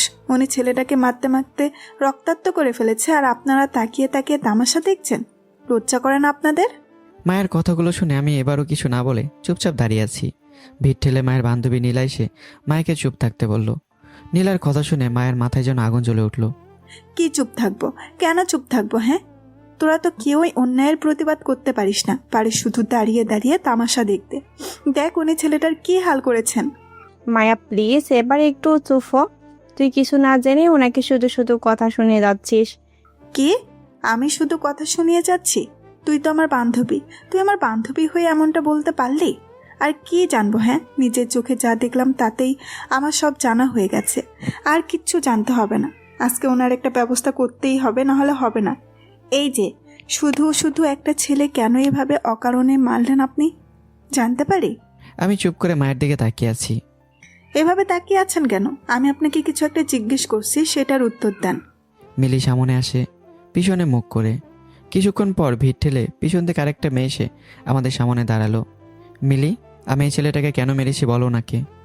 আসলে আপু, ভার্সিটিতে আসার সময় এই ছেলেটা প্রতিদিন আমায় টিচ করতো। গতকাল তো রাস্তার মধ্যে আমার শরীরে হাতও দিয়েছে। তাই আমি আজকে ভার্সিটিতে এসে তামিম ভাইয়াকে ওই ছেলেটার বিষয়ে বলি। বাকিটা আমি বলি। এ হলো মিলি, এই ভার্সিটিতেই পড়ে। প্রতিদিন ভার্সিটিতে আসার সময় এই ছেলেটা নাকি ওকে টিস করে। সে এসে আজ আমার কাছে বিষয়টা জানালো, তাই আজ এই ছেলেটাকে আমার অকারণে মারতে হলো। মেয়েটার মুখ থেকে এমন কথা শুনে মায়ের এখন নিজের প্রতি নিজেরই একটা ঘৃণা হতে লাগলো। ছি, আমি ওনাকে নিয়ে এত খারাপ চিন্তা ভাবনা কিভাবে করতে পারলাম? উনি তো কখনো কাউকে অকারণে শাস্তি দেন না। আমার উচিত ছিল একবার বিষয়টা যাচাই করে দেখতে, কিন্তু আমি কোনো কিছু না জেনে ওনাকে এত কিছু বলে ফেললাম, তাও এত মানুষের সামনে। না জানি এখন উনি আমায় কি করেন। এই, তোরা এই ছেলেটাকে নিয়ে হসপিটালে ভর্তি করিয়ে দিয়ে আয়, যা। আচ্ছা ভাই। তারপর আমার বডিগার্ডরা কয়েকজন মিলে ছেলেটাকে নিয়ে হসপিটালে চলে গেল। তামাশা তো শেষ, তারপরে সবাই এখানে দাঁড়িয়ে আছো কেন? যাও, সবাই যার যার ক্লাসে যাও। আমার কথা শুনে সবাই যার যার মতো ক্লাসে চলে গেল। আর কেউ একটু দূরে গিয়ে নিজেদের মতো কথা বলতে লাগলো। মায়া এখন আমার সামনে মাথা নিচু করে দাঁড়িয়ে আছে। লজ্জায় সে মাথা তুলে আমার দিকে তাকাতেই পারছে না। তোমাকে কি এখন আলাদা করে যাওয়ার জন্য বলতে হবে? না মানে আমি... কোনো কথা না বলে চুপচাপ যাও ক্লাসে। মায়া কিছু না বলে তাড়াতাড়ি করে ক্লাসে চলে গেল। ক্লাসে গিয়ে তার বান্ধবীদের কাছে বসে পড়ল। কি? আরো কিছু বললি না কেন ওনাকে? আমি কি জানতাম উনি ছেলেটাকে কেন মারছেন? জানলে তো আমিও বাকিদের মতো চুপ করে দাঁড়িয়ে থাকতাম। আমি তো ওইসব তোকে বললাম, কিছু না জেনেই ওনাকে শুধু শুধু বকছিস। কিন্তু তুই তো থামতেই চাচ্ছিলি না, আরো রাগ দেখে ওনাকে কত কথা শুনিয়ে দিলি। ভুল হয়ে গেছে রে। এখন আমি কি করব? ওনার যা রাগ, একবার রেগে গেলে কি থেকে কি করে কেউ বলতে পারবে না। যদি আমায় কিছু করেন, টিফিন টাইমে ওনাকে গিয়ে সরি বলে দিবি, তাহলেই তো হবে। সরি বললেই কি উনি আমায় মাফ করবেন? প্রপোজের বিষয়টা তো সরি বলে মাপ পেয়ে গেছিস, তাহলে এইবারও মাপ পাবি। তুই ওনাকে সরি বলেই দেখ না। আচ্ছা, টিফিন টাইম আসুক, তারপর দেখা যাবে। কিছুক্ষণ পর স্যার ক্লাসে চলে আসলেন। আর সব ছাত্রছাত্রীরা গল্প বাদ দিয়ে ক্লাসে মনোযোগ দিল। একে একে 3টা ক্লাস করানো হয়ে গেলে টিফিন টাইমের বেল দিয়ে দিল। টিফিন টাইমের বেল তো দিয়ে দিল, এবার কি করব? কি করবি ওনার কাছে গিয়ে? সব কিছুর জন্য মাপ চাইবি? আমি একা একা যাব নাকি তোরা চল না আমার সাথে? ভুল করেছিস, তুই মাপ চাইবি, তুই তাহলে আমরা যাব কেন? তোরা আমার বান্ধবী হয়ে এমনটা বলতে পারলি? এত ঢং না করে যাতে এখন আর তাড়াতাড়ি আসিস, অনেক খিদা লেগেছে, কিছু না খেলে শান্তি পাবো না। চল না আমার সাথে, তোরা যা খেতে চাইবি তাই খাওয়াবো, তবুও আমার সাথে চল প্লিজ। হ্যাঁ, তুমি তো এই কথা বিপদের সময় বলোই, কিন্তু পরে আর খাওয়াও না। আমরা কোথাও যেতে পারবো না। তোর যাওয়ার ইচ্ছা হলে তুই একা যা। ওকে যা, মনে রাখিস তুই বিপদে পড়লে তখন বুঝাবো মজা। কথাগুলো বলেই মায়া ক্লাসরুম থেকে বেরিয়ে এসে আমাকে খুঁজতে লাগলো, কিন্তু বেশি খুঁজতে হলো না। ভার্সিটির পেছনের আম গাছের কাছে আমাকে পেয়ে গেল। আমি সেখানে একা একা বসে আছি আর মোবাইলের মধ্যে কারোর সাথে কথা বলছি। মায়া ভয়ে ভয়ে আমার কাছে যেতে লাগলো। একসময় আমার কাছে এসেই পেছন থেকে আমাকে ডাক দিল। এই যে শুনছেন, আপনাকে কিছু বলার ছিল। হঠাৎ করে কারো গলার আওয়াজ পেয়ে পিছনে তাকিয়ে দেখলাম মায়া দাঁড়িয়ে আছে। তারপর ফোনের মধ্যে বললাম, পরে কথা বলছি বলে কল কেটে দিলাম। হ্যাঁ বলো, কি বলবা? আসলে আমি মানে আজব তো, এত ভয় পাচ্ছ কেন তুমি? কি বলবা বলে ফেলো। আসলে আমি তখনকার জন্য সরি। বিশ্বাস করেন, আমি ওইসবের কিছুই জানতাম না, না হলে কখনো আপনাকে এত কথা শোনাতাম না। প্লিজ আমায় তখনকার জন্য মাফ করে দিন। আরে জান পাখি, আমি জানি তো তুমি এসব না জেনে আমায় এত কথা বলেছ। জানলে তুমি কখনো আমায় এত কথা শোনাতে না। তবে শত হোক, তুমি ভুল করেছো, এর জন্য তো তোমায় কিছু একটা শাস্তি পেতেই হবে। তামিমের মুখ থেকে শাস্তির কথা শুনে ভয়ে গলা শুকিয়ে গেল। না জানি এখন কপালে কি শাস্তি আছে। আল্লাহ এবারের মতো এই ব্যাটার হাত থেকে বাঁচিয়ে দাও। এরপর থেকে আর কখনো এই ব্যাটার ধারে কাছেও যাব না। কি হলো জান পাখি, কি ভাবছো? না না, কই কি ভাবছি। তা আমায় কি শাস্তি দেবেন? কি শাস্তি দেওয়া যায়, কি শাস্তি দেওয়া যায়? হ্যাঁ হ্যাঁ, পেয়েছি। কি? আমি আর কিছু না বলে একদম মায়ের কাছে চলে গেলাম, আর মায়ের কানের কাছে মুখ নিয়ে বললাম, বেশি কিছু না, শাস্তি স্বরূপ এবার তোমার ওই লাল টুকটুকে মিষ্টি ঠোঁট দ্বারা আমায় একটা কিস করলেই হবে। আমার কথা শুনে মায়ের 2 পা পিছিয়ে গেল, আর আমার দিকে চোখ বড় বড় করে তাকিয়ে রইল। মায়ের অবস্থা বুঝে ধীরে ধীরে তার দিকে এগোতে লাগলাম। আমার চেহারা আর ঠোঁটের কোনায় শয়তানি হাসি লেগে আছে। আমি মায়ের দিকে যত এগিয়ে যাচ্ছি, মায়া ততই আমার থেকে পিছিয়ে যাচ্ছে। পিছুতে পিছুতে হুট করে মায়ের একটা পা পাথরের সাথে লেগে যায়। মায়া প্রায় পড়ে যাচ্ছিল, কিন্তু ভাগ্যিস আমি আমার ডান হাত দিয়ে মায়ের কোমরটা ধরে ফেলি। মায়ের চোখ বন্ধ করে আছে আর ভাবছে, কি হলো, মাটিতে পড়লাম অথচ ব্যথা পেলাম না কেন, আর আমার কোমরে কার হাত লেগে আছে। মায়া কিছু বুঝতে না পেরে আস্তে আস্তে তার চোখ খুলে সামনের দিকে তাকালো। সামনের দিকে তাকাতে এসে দেখলো আমি তার দিকে এক পলকে তাকিয়ে আছি। মায়া তার মাথাটা একটু পিছনে ফিরিয়ে দেখলো আমি আমার হাত দিয়ে ওর কোমর ধরে রেখেছি। এই যে মিস্টার, আমার কোমর ধরে আছেন কেন? ছাড়ুন আমায়। আমি চুপ করে মায়ের দিকে তাকিয়ে আছি। ও হ্যালো মিস্টার, কই হারিয়ে গেলেন? এবার ঘোর কেটে বাস্তবে ফিরলাম। আমি দেখলাম আমার ডান হাতে মায়ের কোমর ধরে আছি।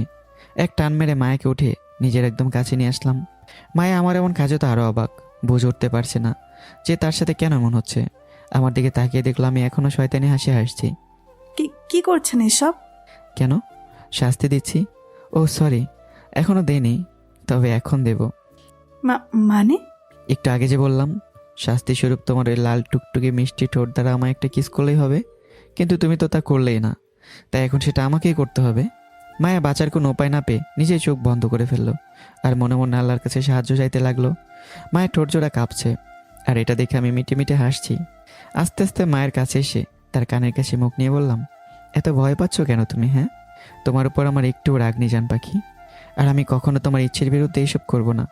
ভয় নেই, এবার চোখ খোলো। আমার মুখে এমন কথা শুনে তার চোখ খুলে আমার দিকে অবাক চোখে তাকিয়ে রইল। সে ভেবেছিল আমি সত্যি সত্যি তাকে এখন কিস করে বসবো, কিন্তু তা ভুল প্রমাণ হলো। টিফিন না খেয়ে মনে হয় আমার কাছে মাপ চাইতে চলে এসেছিলে, তাই না? মায়া মাথা নেড়ে হ্যাঁ সুযোগ জবাব দিল। চলো তাহলে ক্যান্টিনে গিয়ে কিছু খেয়ে আসি। আমার বান্ধবীরা আমার জন্য ওয়েট করছে, আমি গেলে সবাই মিলে ক্যান্টিনে গিয়ে টিফিন খাবে। ওকে তাহলে যাও, তাদেরকে নিয়ে ক্যান্টিন থেকে কিছু খেয়ে নাও। মায়া কিছু না বলে চলে আসতে যাবে, ঠিক তখনই পিছন থেকে আমি তাকে ডাক দিলাম। মায়া আমার কথায় দাঁড়িয়ে পড়ল, আজ তোমার ওই ফ্রেন্ড ভার্সিটি এসেছে? কোন ফ্রেন্ড? যার বাসা তোমাদের বাসার পাশেই। না, হ্যাঁ এসেছে। ওকে তাহলে এবার যাও। মায়ার কিছু না বলে তাড়াতাড়ি ওখান থেকে চলে আসলো। ক্লাসে এসে বান্ধবীদের খুঁজতে লাগলো, কিন্তু পেল না পেয়ে ক্যান্টিনে চলে গেল। দেখলো সবকটা টেবিলে বসে বসে খাচ্ছে। মায়ের মাথা একদম গরম হয়ে গেল। একটু দেরি হয়েছে বলে সবকটা আমায় একা ফেলেই খেতে বসে পড়লো। দাঁড়াও শোনা, তোমাদের খাওয়া বের করছি। তারপর মায়াকে ক্যান্টিনের একটা কর্মচারীকে বলল বেশি করে ঝাল দিয়ে 1 প্লেট ফুচকা বানিয়ে দিতে, আর সাথে 1 প্লেট পাস্তা দিতে। কথাগুলো বলে মায়া তার বান্ধবীদের কাছে এসে বসে পড়ল। কি রে, তোর আসতে তো দেরি হলো কেন? তামিম ভাইয়ের কাছে মাপ চেয়েছিস? হুম তা উনি তোকে মাফ করেছেন? মাফ করেছেন। কি রে, তুই এভাবে কথা বলছিস কেন? কি হয়েছে তোর? না কিছু না, আসলে খুশিতে এইভাবে কথা বলছি। ভাবতেও পারিনি ওনাকে এত কিছু বলার পরেও উনি আমায় মাফ করবেন। সব তোদের জন্য হয়েছে। তোরা যদি তখন আমায় মাফ চাওয়ার জন্য জোর না করে পাঠাতি, তাহলে হয়তো আমি ওনার কাছে যেতাম না আর মাফও পেতাম না। তাই আমি এখন তোদেরকে কিছু খাওয়াতে চাই। তাই নাকি? জানো, তা কি খাওয়াবি? আমি যা যা খাবো অর্ডার দিয়ে আসি। আর একটু বস, তোরা কয়েকদিন আগে ফুচকা খেতে চাচ্ছিলি না? তাই আমি তোদের জন্য ফুচকা অর্ডার দিয়ে এসেছি। আগে ফুচকা খা, তারপর না হয় যা ইচ্ছা অর্ডার দিয়ে খাস, বিল আমি দেব। জানো, দোয়া করি তুই যেন সবসময় আমাদেরকে এইভাবে খাওয়াতে পারিস। একটু অপেক্ষা কর, তারপর মন খুলে দোয়া করিস। কিছুক্ষণ পর ক্যান্টিনের এক কর্মচারী এসে তাদেরকে 1 প্লেট ফুচকা আর 1 প্লেট পাস্তা দিয়ে গেল। বেবি, তোমরা এবার খাওয়া শুরু করো। 1 প্লেট ফুচকা দুজনে খাবো নাকি? আর পাস্তা কার জন্য এনেছিস? আমি ফুচকা খাবো না, তাই আমার জন্য পাস্তা এনেছি। তোরা আগে 1 প্লেট খেয়ে শেষ কর, তারপর আরও আনবো, চিন্তা করিস না। আজ তোরা যা খাবি খাওয়াবো। ওকে বেবি, এই ইরা শুরু কর। তারপর মায়ের 2 বান্ধবী ফুচকা খাওয়া শুরু করলো। দুজনে ফুচকা মুখে দিয়ে কামড় মারতেই খাওয়া বন্ধ করে দিল। একজন আরেকজনের মুখের দিকে তাকিয়ে আছে প্রশ্ন করছে। আমার যেরকম লাগছে তোর ওরকম লাগছে নাকি? মায়া দুজনে খাচ্ছে না দেখে বলল, দেখ, পুরোটা না খেতে পারলে কিন্তু আমি আর কোনোদিনও তোদেরকে কিচ্ছু খাওয়াবো না। এই প্লেট খেতে পারলে তোরা যা বলবি আজ তাই খাওয়াবো। মায়ের কথা শুনে দুজনেই মুখের ফুচকাটা কোনো রকমে গিলে ফেললো। তারপর আরেকটা ফুচকা মুখে ঢুকে খেতে লাগলো। এটাও কোনো রকমে খেয়ে নিল, কিন্তু তৃতীয় ফুচকাটা আর খেতে পারলো না। দুজনের মুখের ফুচকাটা ফেলে দিয়ে পানি পানি করে চিল্লাতে শুরু করলো। বান্ধবীদের এমন অবস্থা দেখে মায়া হাসতে হাসতে শেষ। তারপর দুজনকে 2 গ্লাস পানি ঢেলে দিয়ে খেতে বলল। দুজনে তাড়াতাড়ি করে গ্লাসের পুরো পানিটা খেয়ে নিল। পানি খেয়েও যেন তাদের মুখে ঝাল কমেনি। বসা থেকে উঠে দাঁড়িয়ে দৌড়ে ক্যান্টিনের ওয়াশরুমে যেতে লাগলো। মায়েদের কাণ্ড দেখে হাসতে হাসতে শেষ। বস, এবার আমাকে রেখে টিফিন খাওয়ার মজা। মায়া আরামের সাথে বসে তার জন্য অর্ডার দিয়ে আনা পাস্তা খেতে লাগলো। কিছুক্ষণ পর তার 2 বান্ধবী সে তার সামনে দাঁড়ালো। দুজনে রাগী চোখে মায়ের দিকে তাকিয়ে আছে। কি হলো, তোরা এইভাবে আমার দিকে তাকিয়ে আছিস কেন? ফুচকা তো ঝাল কে দিয়েছে? আমি কি জানি আমি ফুচকা বানিয়েছি নাকি? যে বানিয়েছে তাকে গিয়ে জিজ্ঞেস কর। ক্যান্টিনের একটা কর্মচারী তখন তাদের পাশ দিয়ে যাচ্ছিল। ছেলেটাকে দেখেই ইরা ছেলেটাকে তাদের উদ্দেশ্যে আসতে বলল। ছেলেটাও এসে তাদের সামনে দাঁড়ালো। এই, তুই ফুচকা তো ঝাল দিয়েছিস কেন? আচ্ছা, তুই তাহলে এখন যা। আমি কেন ফুচকায় ঝাল দিব আপু? ওই আপুটাই তো মায়াকে দেখিয়ে আমাকে ফুচকায় ঝাল দিতে বলল। তারপর ছেলেটা চলে গেল। কি রে, এবার চুপ করে আছিস কেন? ফুচকায় এত ঝাল দিলি কেন বল? আমাদেরকে কি তোর মেরে ফেলার ইচ্ছা ছিল নাকি? তোরা যে আমাকে ফেলেই টিফিন খেয়ে নিলি, তার জন্য তোদেরকে একটু শাস্তি দিলাম আর কি। তুই আসিস না দেখেই তো আমরা ক্যান্টিনে এসে খেতে বসে পড়লাম, তাই বলে তুই আমাদেরকে এত ঝাল খাওয়াবি? সরি বেবি, একটু রাগ উঠে গেছিল তাই এমনটা করলাম। চল আইসক্রিম খেয়ে আসি, তাহলে তোদের ঝাল কমে যাবে। ঠান্ডার দিনে কেউ আইসক্রিম খায় নাকি? খেতে চাইলে আয়, না হলে আমি একাই খেয়ে নেব। আচ্ছা তাহলে চল, কিন্তু আইসক্রিমের টাকা কিন্তু তুই দিবি। আমি খাওয়াবো যখন, আমি তো টাকা দিব। তারপরও বলে রাখলাম, বলা তো যায় না আইসক্রিম খাওয়ার পর বলিস টাকা আনতে ভুলে গেছি। তোরা কি আসবি নাকি আমি একাই চলে যাব? চল। তারপর সবাই মিলে ক্যান্টিন থেকে আইসক্রিম কিনে খেলো। আইসক্রিম খাওয়া শেষ হলে সবাই ক্লাসে চলে আসলো। কিছুক্ষণ পর টিফিন টাইম শেষ হলে বেল বেজে উঠলো। সব ছাত্রছাত্রীরা ক্লাসে আসার পর স্যারও ক্লাসে চলে আসলো। তারপর একে একে বাকি ক্লাস করিয়ে ভার্সিটি ছুটি হয়ে গেল। মায়া তার বান্ধবীদের বিদায় দিয়ে বাসার দিকে যেতে লাগলো। আর মনে মনে বলতে লাগলো, আজকে যেন আমার সাথে তার দেখা না হয়। কিন্তু যেটার ভয় ছিল সেটাই হলো। মাঝ রাস্তায় আসতেই সে আমাকে আমার গাড়ির ভেতর বসে থাকতে দেখলো। মায়া তাড়াতাড়ি করে হাঁটা দিল, কিন্তু আমাকে পাশ কাটিয়ে আর যেতে পারলো না। তার আগে আমি তাকে আটকে জিজ্ঞাসা করলাম, তোমার বন্ধু কোথায়? আসলে সে টিফিন টাইমের বাসায় চলে গেছে। সমস্যা নেই, তুমি গাড়িতে উঠে বসো, আমি তোমায় বাসায় পৌঁছে দিচ্ছি। না, আমি হেঁটে হেঁটেই যেতে পারবো। উঠতে বলছি না তোমাকে? আমার রাগ দেখে সে ভয়ে ভয়ে গাড়িতে উঠে পড়লো। তারপর আমি গাড়ি স্টার্ট দিয়ে মায়াকে ওর বাসার কাছে নিয়ে আসলাম। মায়া গাড়ি থেকে বেরোতে যাবে, তখনই আমি ওর হাত ধরে ফেললাম। এতে মায়া কিছুটা ঘাবড়ে যায়। তোমার ফোনটা দাও তো। ফোন দিয়ে কি করবেন? দিতে বলেছি, দাও, এত কথা বলছো কেন? কিছু না। বলে তার ফোনটা আমার দিকে এগিয়ে দিল। ফোনটা নিয়ে কিছুক্ষণ কি যেন চেক করলাম। তারপর মায়ের কাছে ফোনটা দিয়ে বললাম, রাতে কল দিলে ধরবা কিন্তু, এবার বাসায় যাও। মায়া কিছু বুঝতে না পেরে তাড়াতাড়ি গাড়ি থেকে বেরিয়ে বাসার ভিতরে চলে আসলো। মায়া বাসায় ঢুকে রুমে যাবে, এমন সময় তার আম্মু এসে বলল, কিরে, আজ দেখলাম একটা গাড়িতে করে আসলি, তা গাড়িটা কার? এই যে আম্মু, দেখলো কিভাবে? না মানে আসলে আমার এক বান্ধবীর গাড়ি ওটা। তোর তো কোনো বান্ধবীর গাড়ি আছে বলে আমায় বললি না কোনোদিনও। তাহলে এটা তোর কোন বান্ধবীর গাড়ি? আছে আমার এক নতুন বান্ধবীর, কিছুদিন আগে তার আব্বু তাকে এই গাড়িটা কিনে দিয়েছেন। ও আচ্ছা, তুই তাহলে ফ্রেশ হয়ে আয়, আমি তোর জন্য টেবিলে খাবার দিচ্ছি। আচ্ছা। বলে তাড়াতাড়ি করে নিজের রুমে চলে আসলো। রুমে এসেই একটা দম ছাড়লো। আজকে আম্মুর কাছে ধরা পড়েই যেতাম, কিন্তু ভাগ্যিস একটা মিথ্যা কথা বলাতেই বেঁচে গেছি। তারপর মায়া ফ্রেশ হয়ে খাবার টেবিলে গিয়ে বসে খাবার খেয়ে আবারও রুমে চলে আসলো। রুমে এসে বিছানায় শুয়ে এসে মায়া আমার কথাগুলো ভাবতে লাগলো। উনি আসলেই অনেক ভালো মনের মানুষ। তা না হলে ওনাকে এত মানুষের সামনে এত কিছু বলার পরেও আমায় কিভাবে মাফ করে দিলেন? ছেলেটাকে মেরেও অনেক ভালো কাজ করেছেন। মেয়েদের আর জীবনেও টিস করতে পারবেন ওই ছেলে। কিন্তু উনি তো ভাবছেন আমি ওনাকে ভালোবাসি, তাই তো উনি আমায় আজ মাফ করে দিলেন। যেদিন উনি জানতে পারবেন আমি ওনাকে ভালোবাসি না, সেদিন না জানি আমার সাথে উনি কি করেন। এরকম নানান কথা ভাবতে ভাবতে মায়া একসময় ঘুমিয়ে পড়ে। রাতের বেলা খাওয়া দাওয়া শেষ করে আমি রুমে এসে মায়ের নাম্বারে কল দিই। কয়েকবার রিং হওয়ার পরেও মায়া যখন কল ধরলো না, তখন আমার মায়ের জন্য চিন্তা হতে লাগলো। তাড়াতাড়ি করে মায়াকে একটা টেক্সট লিখে পাঠালাম। এদিকে মায়ের রাতের খাবার খেয়ে রুমে এসে ঢুকতেই দেখলো তার ফোনের স্ক্রিনে আলো জ্বলছে। ফোনের কাছে এসে ফোন হাতে নিয়ে দেখলো আমার নামে সেভ করা একটা নাম্বার থেকে অনেক কল এসেছে, সাথে একটা মেসেজও। মেসেজটা ওপেন করে পড়া শুরু করলো। মেসেজটা পড়ে মায়া বুঝতে পারলো আমার কলটা ধরতে পারলে অনেক ভালো হতো। ভাবতে না ভাবতেই মায়ের ফোনটা আবারও বেজে ওঠে। স্ক্রিনের ওপর স্পষ্ট করে তামিম নামটা ভেসে ওঠে। মায়া তাড়াতাড়ি করে কল রিসিভ করলো। হ্যালো, জান পাখি, তোমাদের বাসার ছাদে একটু আসো তো। ছাদে আসবো কেন? কারণ আমি এখন তোমাদের বাসার ছাদের দোলনার মধ্যে বসে আছি। তাড়াতাড়ি আসো। আর হ্যাঁ, আসার সময় একটা চাদর নিয়ে এসো, ছাদে অনেক হিম পড়েছে। কি? আপনি এত রাতে আমাদের বাসার সাথে কি করছেন? আহা, এত কথা বলো না তো, যা বলেছি তাই করো। একটা চাদর নিয়ে তাড়াতাড়ি ছাদে চলে আসো, তারপর সব বলছি। না আসলে কিন্তু আমি তোমাদের বাসার ভিতর চলে যাব। এই, না না, এমন করবেন না। আপনি ওইখানেই থাকেন, আমি এক্ষুনি আসছি। বলে কলটা কেটে দিলাম। ছাদের একপাশে দাঁড়িয়ে আমি কাঁপছি, আর তা দেখে মায়া মিটিমিটি করে হাসছে। হাসবে না কেন? আমি যে একদম বাচ্চাদের মতো করে দাঁতে দাঁত লাগিয়ে শব্দ করে কাঁপছি, যেমনটা ছোট বাচ্চারা কাঁপে। ঘর থেকে আসার সময় আমার জন্য একটা চাদর নিয়ে এসেছিল মায়া। সেটা আমাকে এসে দেওয়ার পরে আমি সেটা গায়ে জড়িয়ে দাঁড়িয়ে আছি। তারপরও আমার উপর মায়ের একটু রাগ হলো। একটু রাগ নিয়ে সে আমাকে বলল, আপনার মাথায় কি বুদ্ধি জিনিসটা নেই নাকি? এত রাতে কেউ কি এভাবে কারো বাসায় ছাদের মধ্যে আসে? এসেছেন ভালো কথা, কিন্তু একটা সোয়েটার পরেও তো আসতে পারতেন। তা না, একদম পাতলা একটা জামা পরে চলে এসেছেন। বাসার গেটে তো তালা লাগানো, তাহলে ছাদে কিভাবে আসলেন? এই তো ছাদের পাইপ বেয়ে বেয়ে এসেছি। কি? পাইপ বেয়ে বেয়ে উঠেছেন?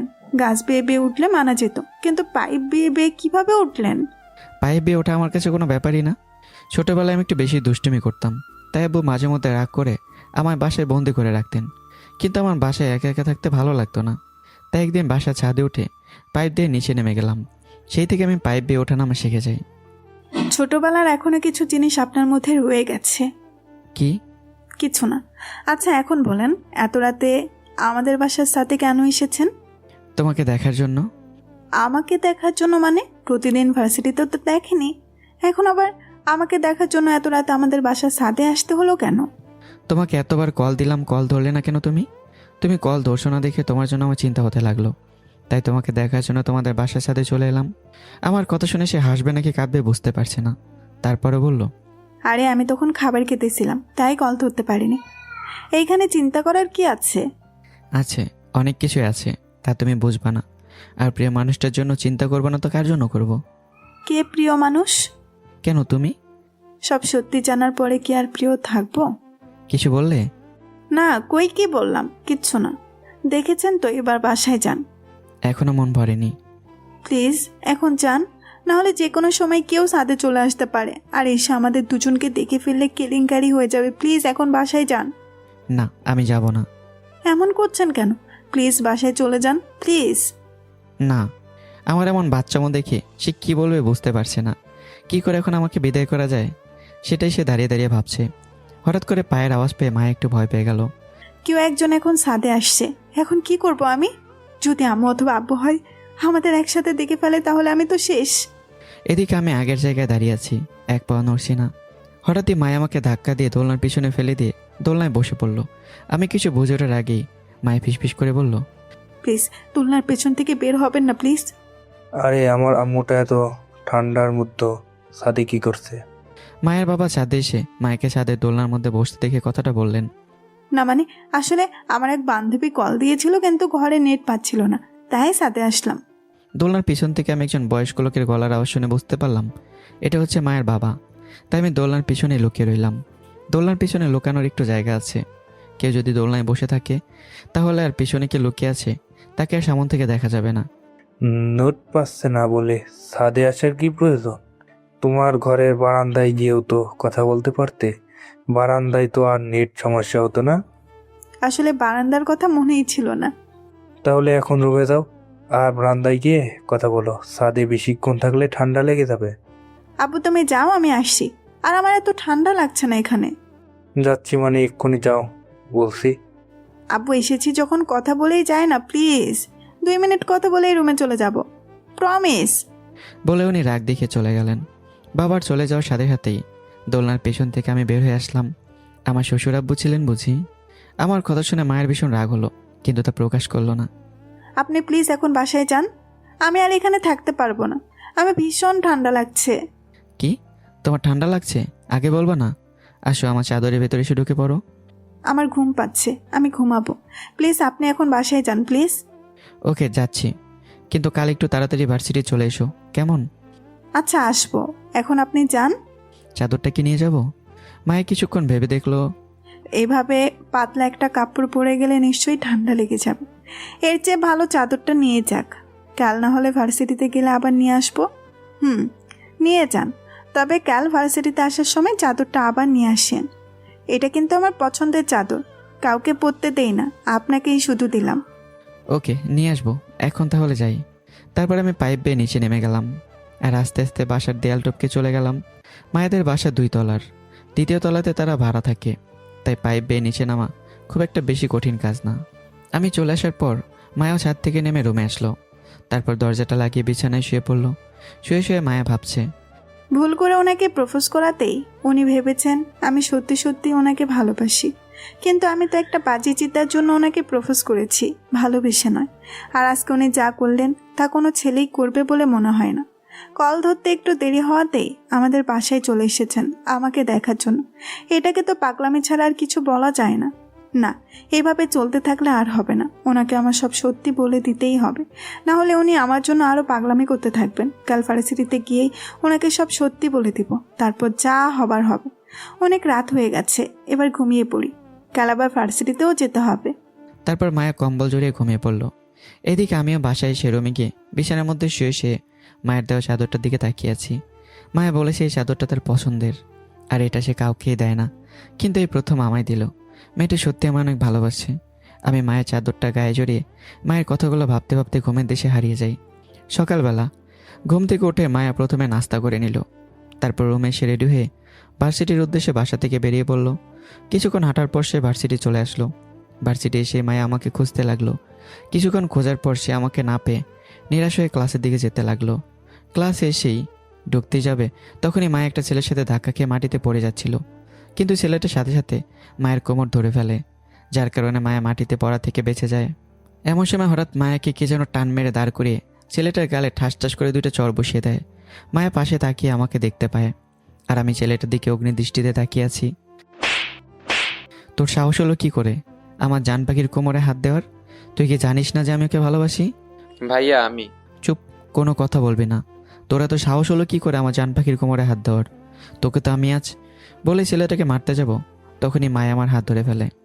কে জান পাখি? আর আপনি কাকে ভালোবাসেন? হ্যাঁ, তুমি জান পাখি, আর আমি তোমাকে ভালোবাসি। কিন্তু আমি আপনাকে ভালোবাসি না। আর ছেলেটা আমায় নিচে পড়া থেকে বাঁচানোর জন্য আমার কোমরে ধরে এইখানে, ওর কোনো দোষ নেই, ও ইচ্ছে করে এমনটা করেনি। কি বললে তুমি? আবার বলো, তুমি আমাকে ভালোবাসো না? না, আমি আপনাকে ভালোবাসি না। তাহলে ওই দিন যে আমায় ওই দিন একটা বাজে চিতার জন্য আমি একটা ছেলে খুঁজতেছিলাম তাকে প্রপোজ করব বলে, কিন্তু ভুল করে আমি আপনাকে প্রপোজ করে ফেলি। আমি আপনাকে ভালোবাসি না, প্লিজ আপনি এসব পাগলামি বন্ধ করেন আর আমাকে সব কিছুর জন্য মাফ করে দেন। মায়ের কথা শুনে আমার পায়ের তলার মাটি সরে গেল। মায়ের কথাগুলো শুনে যেন নিজের কানকে বিশ্বাস করতে পারছি না।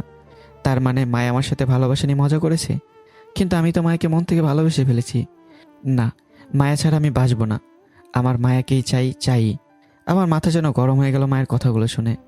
আমি খপ করে মায়ের হাত চেপে ধরে মায়াকে পুরো ভার্সিটির সামনে টানতে টানতে ক্লাসরুমের কাছে নিয়ে যেতে লাগলাম। ভার্সিটির সব ছাত্রছাত্রীরা আমার আর মায়ের দিকে তাকিয়ে বোঝার চেষ্টা করছে যে কি হচ্ছে। আমায় কোথায় নিয়ে যাচ্ছেন? ছাড়ুন আমায়, ছাড়ুন বলছি, না হলে কিন্তু আমি চিৎকার করব। কর চিৎকার, যত পারিস তত চিৎকার কর, কিন্তু এই তামিম আহমেদের কাছ থেকে তোকে কেউ বাঁচাতে আসবে না।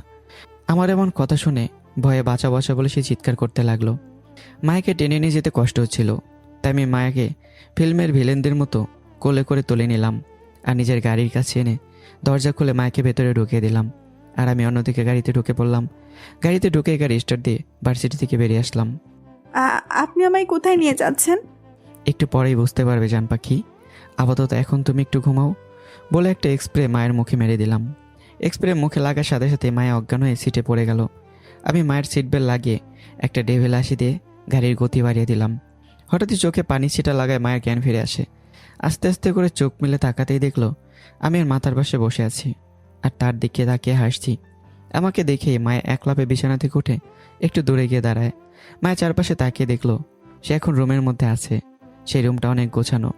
ভালো করে খেয়াল করে দেখলো এটা সেই রুম যে রুমে মায়াকে কিছুদিন আগে কিডন্যাপ করে আনার পর রাতে শুতে দেওয়া হয়েছিল। তার মানে আমাকে আজকেও আবার ওই একই জায়গায় নিয়ে আসা হয়েছে, কিন্তু কেন? উনি আমার সাথে উল্টাপাল্টা কিছু করতে চাচ্ছে না তো? ভাবতে ভয়ে মায়ের গলা শুকিয়ে গেল। কি হলো জান পাখি, এইভাবে উঠে বললে কেন? আমি এখন কোথায় আছি? আমাকে কোথায় নিয়ে এসেছেন আপনি? সেটা তোমার না জানলেও চলবে, তবে এখানে থাকতে তোমার কোনো সমস্যা হবে না জান পাখি। আমাকে এখানে কেন নিয়ে এসেছেন আপনি? কি করতে চাচ্ছেন আপনি আমার সাথে? তোমাকে সারা জীবনের জন্য নিজের করতে চাই, তাই তোমাকে আজ বিয়ে করার জন্য এখানে নিয়ে এসেছি। আমার কথা শুনে যেন তার মাথায় আকাশ ভেঙে পড়ল। নিজের কানকে বিশ্বাস করতে পারছে না যে সে কি শুনছে। মুখ থেকে কোনো কথা বেরোচ্ছে না, তবু অনেক কষ্টে কাঁপা কাঁপা গলায় বলল, মানে? মানে খুব সোজা। তুমি তো আমায় ভালোবাসো না, কিন্তু আমি তোমায় ঠিকই মন থেকে ভালোবাসি। আর তোমাকে সারা জীবনের জন্য নিজের করে নিতে আমার এই একটাই রাস্তা, এটাই বেছে নিতে হয়েছে। সেটা হলো তোমাকে বিয়ে করে সারা জীবনের জন্য নিজের করে নেওয়া। আমার কথাগুলো শুনে যেন মায়ের পুরো দুনিয়াটা ওলটপালট হয়ে গেছে। এখন তার কি করা উচিত সে কিছুই বুঝে উঠতে পারছে না। আচ্ছা জান পাখি, তুমি থাকো, আমি একটু আসছি বলে রুম থেকে চলে আসলাম। আমি চলে আসার পর মায়া ধপাস করে বিছানায় বসে পড়ল। বসে বসে আমার বলা কথাগুলো সে ভেবে যাচ্ছে। তার এখন এই মুহূর্তে কি করা উচিত সে কিছুই ভাবতে পারছে না। না, আমি কিছুই ওনাকে বিয়ে করব না। ওনাকে আমি ভালোই বাসি না, তাহলে কেন ওনাকে বিয়ে করব? না, আমার এখন কিছু একটা করতেই হবে, না হলে হবে না। কিন্তু আমি কি করব? একটা রুমের মধ্যে বসে থেকে কি বা করতে পারি? আমি এখন কোথায় আছি এটাও তো ভালো করে জানি না। মায়ের মাথা একেবারে হ্যাং হয়ে যাচ্ছে এইসব নিয়ে ভাবতে ভাবতে। কি থেকে কি করবে সে নিজেও বুঝে উঠতে পারছে না। আমি কিছুক্ষণ পর আবারও রুমে ঢুকলাম, হাতে একটা শাড়ি আর কিছু জুয়েলারি। এসে ওগুলো বিছানার মধ্যে রেখে দিলাম আর মায়াকে বললাম, জান পাখি, এই নাও, তোমার জন্য শাড়ি আর কিছু জুয়েলারি এনেছি। আমার জন্য মানে? এগুলো দিয়ে আমি কি করব?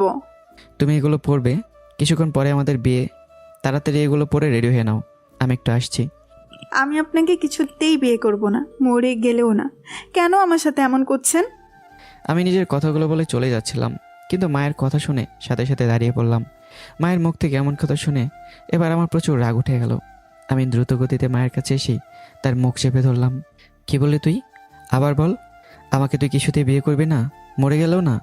বিয়ে করবি না বলাতে একটা ভুল হয়েছে, আর মরার কথা বলাতে দ্বিতীয় ভুলটা হয়েছে। কিন্তু তোকে এখন শাস্তি দেব না, আগে বিয়েটা হোক, তারপর সব শাস্তি একেবারে পাবি। আর শেষে কি বলেছিলি? আমি কেন তোর সাথে এমন করছি? তোকে আমি ভালোবাসি তাই তোর সাথে এমন করছি। তোকে তো তাড়াতাড়ি বিয়ে করার আমার কোনো ইচ্ছেই ছিল না। ভেবেছিলাম পড়াশোনা শেষ করার আগ পর্যন্ত তোর সাথে প্রেম করব, তোকে ভালো করে বুঝবো, কিন্তু তার হলো না। যখন আজ ভার্সিটিতে তুই বললি তুই আমায় ভালোবাসিস না, জাস্ট একটা বাজি জেতার জন্য আমায় প্রপোজ করেছিলি, তোর এই কথাগুলো শুনে একদম আমার কলেজে আঘাত লেগেছে। তাই তোকে এখানে তুলে আনলাম বিয়ে করার জন্য। এই তামিম আহমেদ বাহির থেকে যতটা ভালো, ভেতর থেকে ততটাই খারাপ। ভালোবাসার নামে তুই আমার সাথে মিথ্যা অভিনয় করেছিস, এই জন্য তোকে শাস্তি পেতেই হবে, কিন্তু সেটা বিয়ের পর, এখন না।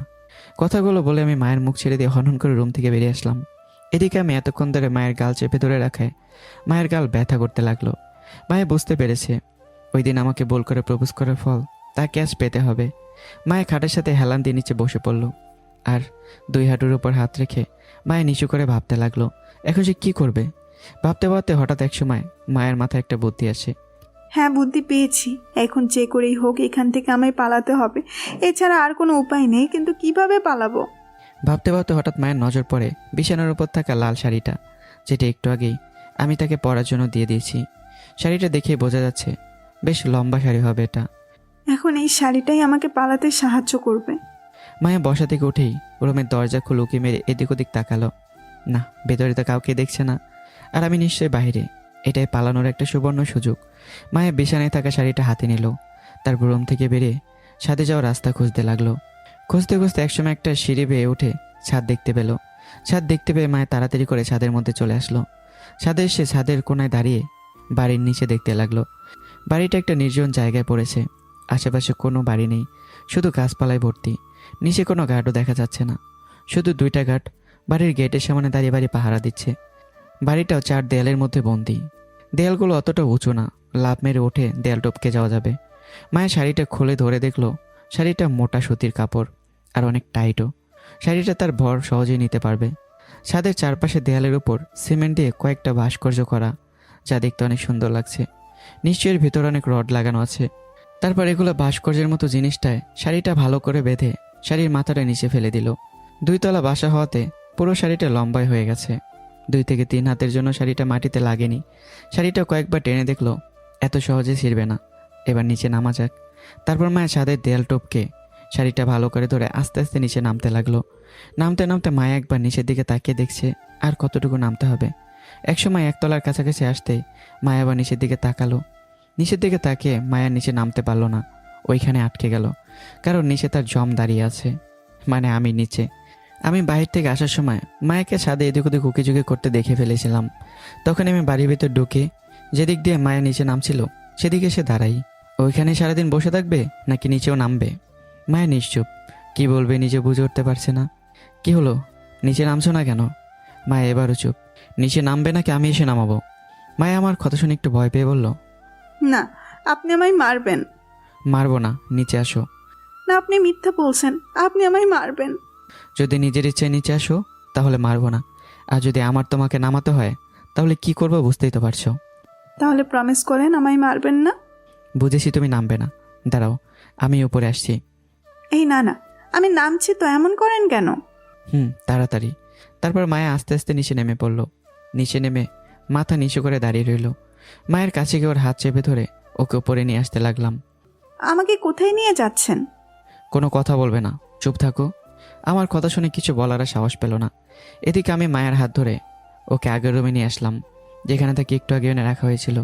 রুমে এসে আমি দরজাটা বন্ধ করে মায়ের কাছে এসে মায়ের গালে সজোরে 2টা চড় বসিয়ে দিলাম।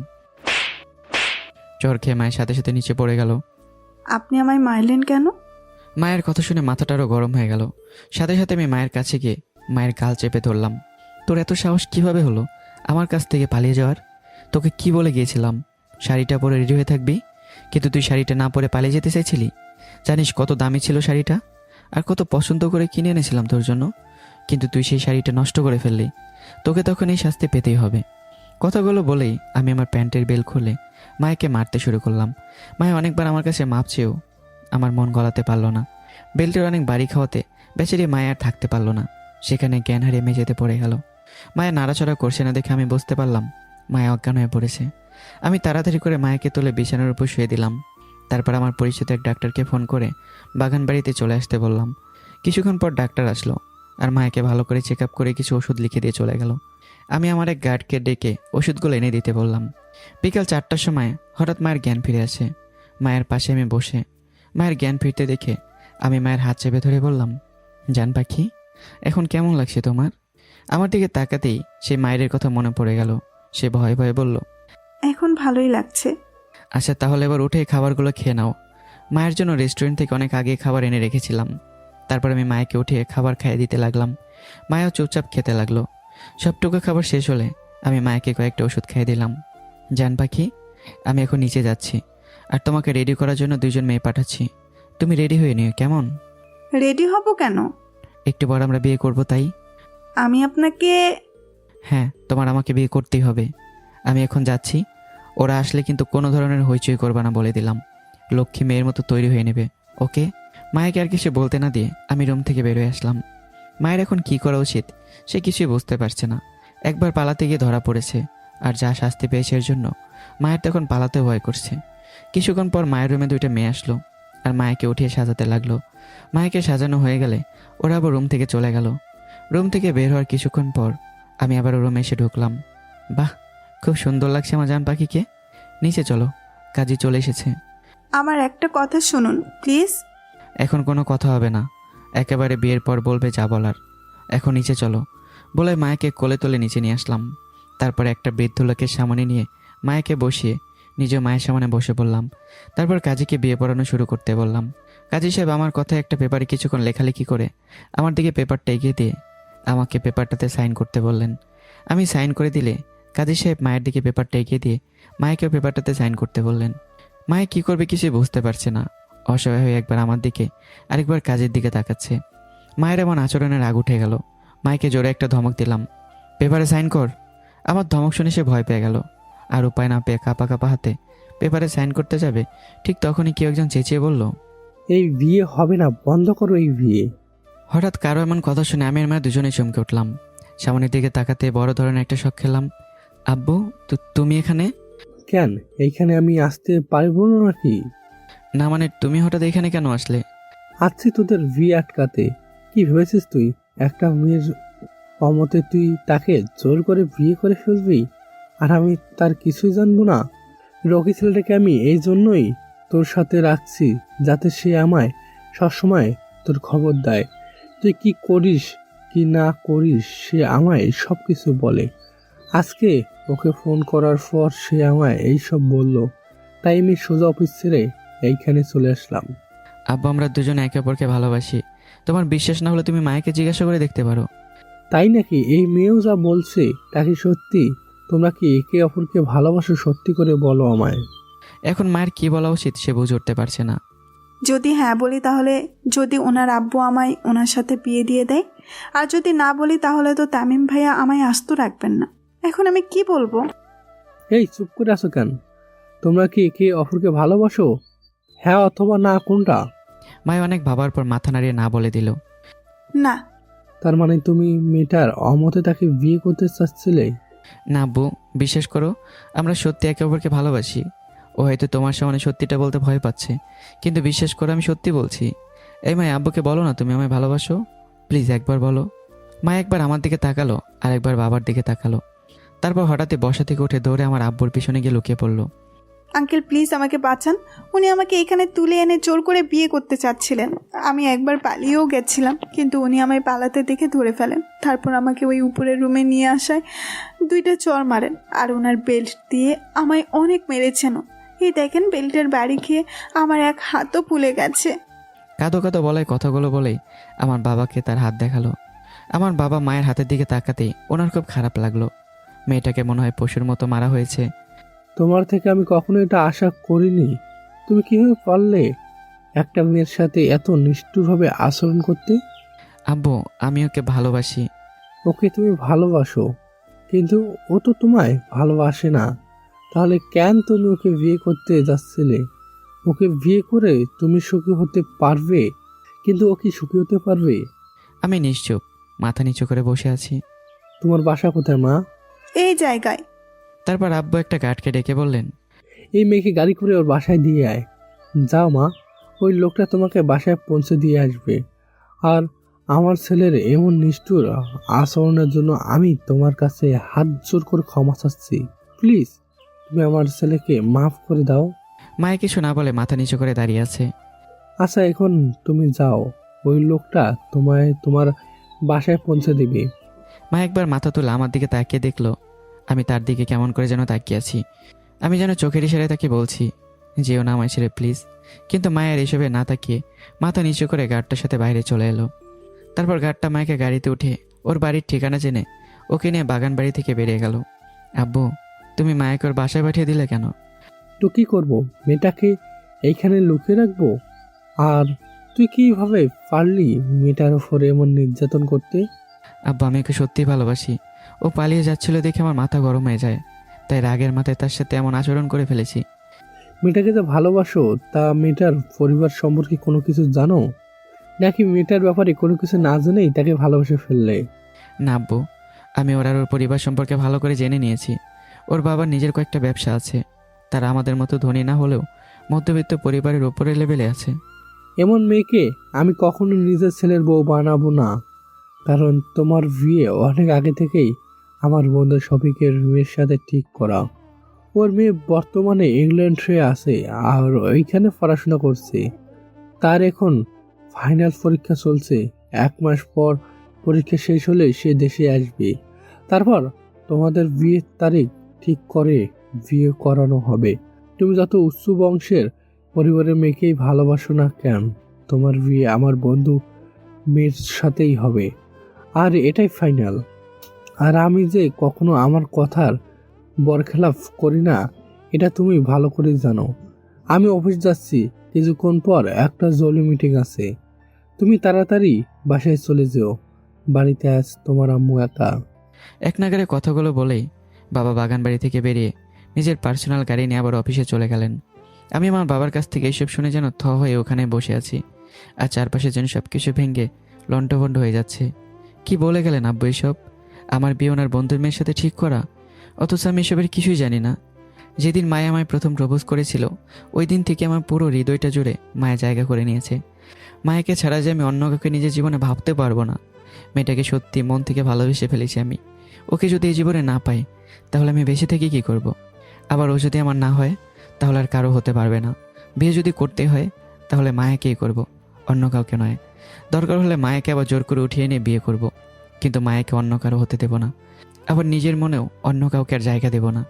এদিকে আমার বাবার গাড়িটা মায়াকে তার বাসার সামনে নামিয়ে দিয়ে গাড়ি নিয়ে চলে যায়। মায়া বাড়ির গেট খুলে ভেতরে ঢুকে বাসার দরজাটা খুলে আস্তে করে নিজের রুমে যেতে লাগলো। মায়াকে বাসার রুমে ঢুকতে দেখে মায়ের আম্মু রহিমে বেগম দৌড়ে এসে মায়ের সামনে দাঁড়ালেন। কিরে, সারাদিন ধরে কোথায় ছিলি? আর তুই এত সেজে গুজে কোথা থেকে আসলি? বিয়ের পর বউয়েরা যেভাবে সাজে, তুইও তো দেখছি ঠিক তেমনই সেজেছিস। মায়ের কথা শুনে এখন কি জবাব দেবে বুঝে উঠতে পারছে না। সত্যিটা বললে আবার বড় ধরনের ঝামেলা হয়ে যেতে পারে। না, আম্মুকে সত্যি বলা যাবে না। কোনো রকম একটা মিথ্যা বলে বুঝিয়ে নেই, তাহলেই হবে। কিরে, চুপ করে আছিস কেন? কথা বল। এইভাবে সেজে গুজে কোথা থেকে এসেছিস? আসলে আম্মু, ভার্সিটিতে আজ একটা অনুষ্ঠান ছিল, তাই ওইখানে বান্ধবীদের সাথে সেজেছিলাম আর কি। তা এইসব কোথায় পেলি? ভার্সিটির স্যারেরাই দিয়েছে পড়ার জন্য। তা এইসব আবার বাসায় নিয়ে আসলি কেন? তাড়াহুড়া করে চলে এসেছি, কাল ভার্সিটিতে গেলে আবার নিয়ে যাবো এইসব। ও আচ্ছা, তাহলে তুই রুমে গিয়ে ফ্রেশ হয়ে আয়, আমি তোর জন্য টেবিলে খাবার দিচ্ছি। আম্মু, আমি ভার্সিটির অনুষ্ঠানে খেয়ে এসেছি, আমার আর ক্ষুধা নেই। আচ্ছা, তাহলে তুই রুমে গিয়ে রেস্ট নে। আচ্ছা আম্মু। মায়া তার রুমে যাওয়ার জন্য পা বাড়াতেই তার আব্বু তাকে ডাক দিয়ে দাঁড়াতে বললেন। তোর হাতে এইসব কিসের দাগ মায়া? দেখে মনে হচ্ছে কেউ বেল জাতীয় কোনো জিনিস দিয়ে মেরেছে। এই যা, ধরা খেয়ে গেলাম না তো আবার? না না আম্মু, এইসব কিছু না, আসলে এসব রং লাগিয়েছি। আমাকে মিথ্যে বলে তুই বোঝাতে পারবি না। সত্যি করে বল, এইসব কিসের দাগ? আসলে ভার্সিটির ছাদ থেকে সিঁড়ি বেয়ে নামার সময় সিঁড়ি থেকে পড়ে গেছিলাম, এইগুলো সেটারই দাগ। কিন্তু দেখে তো মনে হচ্ছে। আম্মু, আমার শরীর খুব ক্লান্ত লাগছে, আমি রুমে গেলাম। কথাটা বলেই মায়া নিজের রুমে চলে আসলো। রুমে এসে বুকে হাত দিয়ে কয়েকটা স্বস্তির নিঃশ্বাস ফেলে ফ্রেশ হতে চলে গেল। ওয়াশরুমে ঢুকেই শাড়ি উল্টিয়ে পাল্টিয়ে দেখতে লাগলো শরীরে কোথাও কোনো দাগ পড়েছে কিনা। শরীরে অনেক জায়গায় বেল্টের দাগ পড়েছে, পড়বে না কেন? যা জোরে জোরে বাড়ি মেরেছি তার শরীরে। রাতের বেলা খাবার খাওয়ার সময় মায়ের আব্বু মায়ের হাতে দাগ দেখে জিজ্ঞাসা করলেন এটা কিসের দাগ। মায়া তখন তার আব্বুকে এই কথাই বলল যা তার আম্মুকে বাসায় ফিরে বলেছিল, মানে সিঁড়ি থেকে পড়ে কেমন হয়েছে। মায়ের বাবার কিছু না বলেই মায়ের দাগের জায়গায় মলম লাগিয়ে নিতে বললেন। খাবার খাওয়া শেষ হলে মায়ের রুমে এসে ঘুমিয়ে পড়ল। শরীরের বিভিন্ন জায়গায় বেল্টের দাগ পড়ায় মায়ের 2 দিন ভার্সিটি যায়নি। মায়াকে 2 দিন ভার্সিটি না দেখে আমি তো পুরো পাগল হয়ে গেছি। ভার্সিটি এসে সবসময় শুধু মায়াকেই খুঁজতে দেখি, কিন্তু তাকে কোথাও পাই না। অবশেষে 3 দিনে 3 মায়া ভার্সিটি আসে। মায়াকে ভার্সিটি দেখেই আমি দৌড়ে মায়ের সামনে গিয়ে দাঁড়াই। তুমি এই 2 দিন ভার্সিটি আসোনি কেন? আমার ইচ্ছে হয়েছে তাই আসেনি। কেন ভার্সিটি এসে ইচ্ছে হয়নি আমায় বলো। আপনাকে এত কিছু বলতে আমি বাধ্য নই, দেখি আমার পথ ছাড়েন, আমি ক্লাসে যাব। এই মেয়ে চুপ, একদম চুপ। যা জিজ্ঞাসা করেছি তার উত্তর দাও, না হলে যেখান থেকে কোথাও যেতে পারবে না। বলো, এতদিন ভার্সিটি আসোনি কেন? আমার কথা শুনে তার রাগ উঠে গেল আর চেয়ে চেয়ে বলে উঠল, আপনার জন্যই তো আসেনি। আপনি যে ওই দিন পশুর মতো আমার বেল্ট দিয়ে মেরেছিলেন, ওই দিন আমার সারা শরীরে বেল্টের দাগ পড়ে যায়। শরীরে এত দাগ নিয়ে ভার্সিটিতে আসলে সবাই আমাকে এই নিয়ে নানা রকম প্রশ্ন করতো। তখন আমি তাদের কি উত্তর দিব? তাদেরকে কিভাবে বলবো যে আপনি আমায় বেল্ট দিয়ে মেরে আমার সারা শরীরে দাগ লাগিয়ে দিয়েছেন? তাই দাগ কমানোর জন্য এতদিন ভার্সিটিতে আসেনি, এমনকি ঘর থেকেও কোথাও বের হতে পারিনি এই বেল্টের দাগগুলোর জন্য। আপনার কাছে আমি হাত জোর করে ক্ষমা চাচ্ছি ওই দিনের প্রপোজালের ঘটনার জন্য। আমি আপনাকে ভালোবাসি না, প্লিজ এখন থেকে আমাকে আর কখনো ডিস্টার্ব করবেন না, প্লিজ।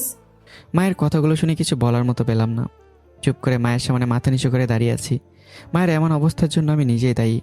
আমার নিজেরই এখন বড্ড অপরাধী মনে হচ্ছে।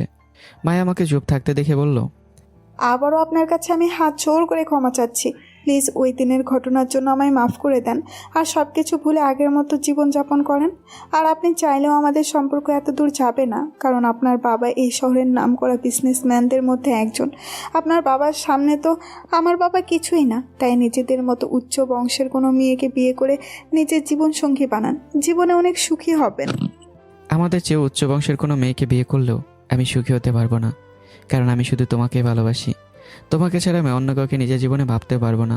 প্লিজ মায়া, একটু বোঝার চেষ্টা করো। আমি সত্যি তোমায় ভালোবাসি, আর আমি এটাও জানি যে তুমি আমায় ভালোবাসো।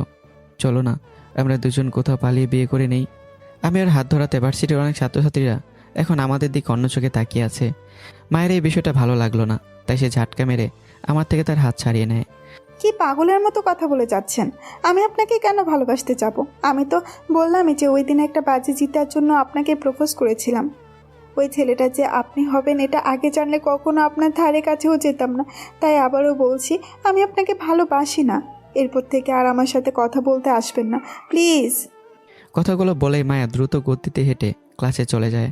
ক্লাসে গিয়ে তার বান্ধবীদের কাছে এসে বসে পড়ল। আরে মায়া, তুই এতদিন কোথায় ছিলি তুই? বাড়িতেই তো ছিলাম। দেখ, একদম মিথ্যা বলবি না। তুই কি ভেবেছিস আমরা ওই দিন কিছু দেখিনি? আমরা ওই দিন সব দেখেছি। কি দেখেছিস? তামিম ভাইয়া যে তোকে ওই দিন জোর করে গাড়িতে তুলে নিয়ে গেছিল, আমরা সব দেখেছি। তা তোকে উনি কোথায় নিয়ে গেছিল আর কেনই বা নিয়ে গেছিলেন? এখন এদেরকে সত্যিটা বলবে নাকি বলবে না এটাই ভাবছে। কি রে, চুপ করে আসিস কেন? নীলা তোকে কিছু জিজ্ঞাসা করছে, তার উত্তর দে। দেখ, আমার এখন ভালো লাগছে না, প্লিজ এসব বিষয়ে আমার কিছু জিজ্ঞেস করিস না। এইসব বলে বাসা চাপে না, আমাদেরকে তোর বলতেই হবে ওই দিন তামিম ভাইয়া তোকে কোথায় নিয়ে গেছিল আর কেনই বা নিয়ে গেছিল। আমি এসব কিছু বলতে পারবো না। ও বুঝছি, তুই তো আমাদের বন্ধুই ভাবিস না, তাই এসব বলিস না। ওকে যা, তোর বলা লাগবে না। আরে তোরা এভাবে বলছিস কেন? আমি তোর সাথে আর আমাদের কথা নেই, তুই আর আমাদের সাথে একটা কথা বলবি না, বলে দিলাম। মায়া বুঝেছে এদেরকে ওই দিনের ঘটনা না বললে এরা তার সাথে আর কথা বলবে না। আচ্ছা বাবা, ঠিক আছে, আর রাগ করতে হবে না। টিফিন টাইমে তোদেরকে সব বলবো, যা। সত্যি তো? হুম। যদি না বলিস তাহলে কিন্তু তোর সাথে আমরা আর কথা বলবো না, মনে থাকে যেন। আচ্ছা, জানো, মনে থাকবে। তারপর তারা মিলে কিছু টুকটাক কথা বলতে লাগলো। কিছুক্ষণ পর ক্লাসে স্যার এসে প্রতিদিনের মতো ক্লাস করাতে লাগলেন। একে একে 3টা ক্লাস করানো শেষ হলে টিফিন টাইমের বেল বেজে উঠল। স্যার ক্লাস থেকে বের হয়ে যাওয়ার পরই সকল ছাত্রছাত্রীরাও ক্লাস থেকে বেরিয়ে পড়ল। মায়াও তার বান্ধবীদের সাথে নিয়ে ভার্সিটির ক্যান্টিনে চলে আসলো। এসে সবাই যার যার জন্য খাবার অর্ডার দিয়ে একটা টেবিলে গিয়ে বসলো। এখন বল, তামিম ভাইয়া তোকে কোথায় আর কেনই বা নিয়ে গেছিল? তারপর মায়া তাদেরকে সব বলল। মায়ের কথা শুনে তার বান্ধবীরা তো অবাক। সামান্য প্রপোজের কারণে যে আমি মায়ের সাথে এমন করব, তাদের বিশ্বাসই হচ্ছে না। কিন্তু তুই না আমাদেরকে বললি তুই তামিম ভাইকে বলেছিস ওই দিন একটা বাজিতে জিতার জন্য প্রপোজ করেছিস, তারপরও উনি কেন তোর পিছনে লেগেছিলেন এতদিন? তোদেরকে আমি মিথ্যা বলেছিলাম রে। আসলে আমি ওনাকে এইসবের কিছুই বলিনি। ওনার যে পরিমাণ রাগ এসব শোনার পর আমায় যে কি করবেন এটা ভেবেই এতদিন বলতে গিয়েও বলতে পারিনি। তারপর ওই দিন সাহস করেই বলে ফেললাম, যার কারণে উনি আমায় ওই দিন ভার্সিটি থেকে তুলে নিয়ে গেলেন বিয়ে করার জন্য। তো এখন কি উনি আর তোর সাথে কথা বলেন না? আজকে ভার্সিটিতে এসে ঢোকার পরেই আমার পথ আটকে দাঁড়ান। তুই বাজি জেতার জন্য ওনাকে প্রপোজ করলেও উনি তোর সেই প্রপোজটাকে সত্যি ভেবে নিয়েছেন। আমার মনে হয় উনি তোকে সত্যি ভালোবাসেন। ওনাকে এইভাবে ফিরিয়ে দেওয়াটা তোর একদম ঠিক হয়নি। ওনার সাথে আমার যায় না রে। ওনার ফ্যামিলি কত উচ্চ বংশের আর আমার কত নিম্ন বংশের। ভালোবাসাটা পরিবার বা বংশ দিয়ে হয় না, দুজন সত্যিকারে একে অপরের মন থেকে ভালোবাসলেই ভালোবাসা হয়। কিন্তু সমাজ এখন পরিবার আর বংশটাই দেখে আগে। সমাজ তোকে খাওয়াই নাকি পড়ায় যে তুই সমাজ নিয়ে চিন্তা করছিস? হয়েছে, বাদ দে এখন এসব কথা। খাবার এসে পড়েছে, এবার খাবার খা। মায়ের কথা শুনে তার বান্ধবীরা আর কিছু বলল না। তারপর সবাই যার যার মতো খেতে লাগলো। খাওয়া শেষ হলে সবাই যার যার বিল দিয়ে আবারও ক্লাসে চলে আসলো। টিফিন টাইমের সময় শেষ হলে ক্লাসে আবারও আরেক স্যার এসে সবাইকে ক্লাস করাতে লাগলেন। একে একে বাকি ক্লাসগুলো করানো শেষ হলে ভার্সিটি ছুটি হয়ে গেল। ক্লাস থেকে বেরিয়ে এসে মায়া তার বান্ধবীদের বিদায় জানিয়ে বাসায় চলে আসলো। আজ টিফিন টাইমে আর বাসায় আসার সময় আমাকে কোথাও দেখতে পাইনি মায়া। এতে মায়ের মনে অনেকটা খুশি হয়। বাসায় এসে মায়া হাত মুখ দিয়ে খাবার খেতে রুমে চলে আসলো। রুমে এসে শরীরের মধ্যে থাকা দাগগুলোতে মলম লাগাতে লাগলো। তার শরীরের অনেক জায়গায় এখনও বেল্টের দাগ রয়ে গেছে। মলম লাগিয়ে মায়া বিছানায় শুয়ে কিছুক্ষণ রেস্ট নিতে লাগলো। অপরদিকে আমি টিফিন টাইমে বাসায় চলে এসেছি। বাসায় এসে কিছু না খেয়ে রুমে গিয়ে দরজা লাগিয়ে শুয়ে পড়েছি। আমার মা অনেকবার খাওয়ার জন্য বলেছিলেন, কিন্তু আমি খাবো না বলে শুয়ে রইলাম। শুয়ে শুয়ে আমি মায়ের কথা ভাবছিলাম।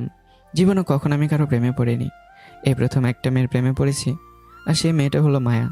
মায়ের প্রেমে পড়ে আমি মায়াকে এতটাই ভালোবেসে ফেলেছি যে মায়াকে ছাড়া আমি কিছুই ভাবতে পারি না। মায়াকে ছাড়া আমি জীবনেও কল্পনা করতে পারি না। মায়াকে আমার জীবনে না পেলে আমি বাঁচতে পারবো না। যে করে হোক মায়াকে আমার জীবনে লাগবেই। মায়াকে আমার চাই তো চাই। রাতের বেলা মায়া খেয়ে দিয়ে রুমে এসে কিছুক্ষণ বসে থেকে ঘুমিয়ে পড়ল। অপরদিকে আমি আমার মায়ের জোড়াজুড়িতে হালকা একটু খাবার খেয়ে এসে ঘুমিয়ে পড়লাম। পরদিন সকালবেলা মায়া ঘুম থেকে করে নাস্তা করে ভার্সিটি চলে আসলো। ভার্সিটি এসে ঢুকতেই একটা ছেলের সাথে ধাক্কা খেতে যাচ্ছিল, কিন্তু একটুর জন্য সে বেঁচে যায়। সরি আপু, আসলে আমি দেখতে পাইনি। তখন মায়া বলল, আরে সরি বলতে হবে না, ধাক্কা তো আর লাগেনি। ছেলেটার দিকে তাকিয়ে দেখলো ছেলেটা তার সাথেই পড়ে।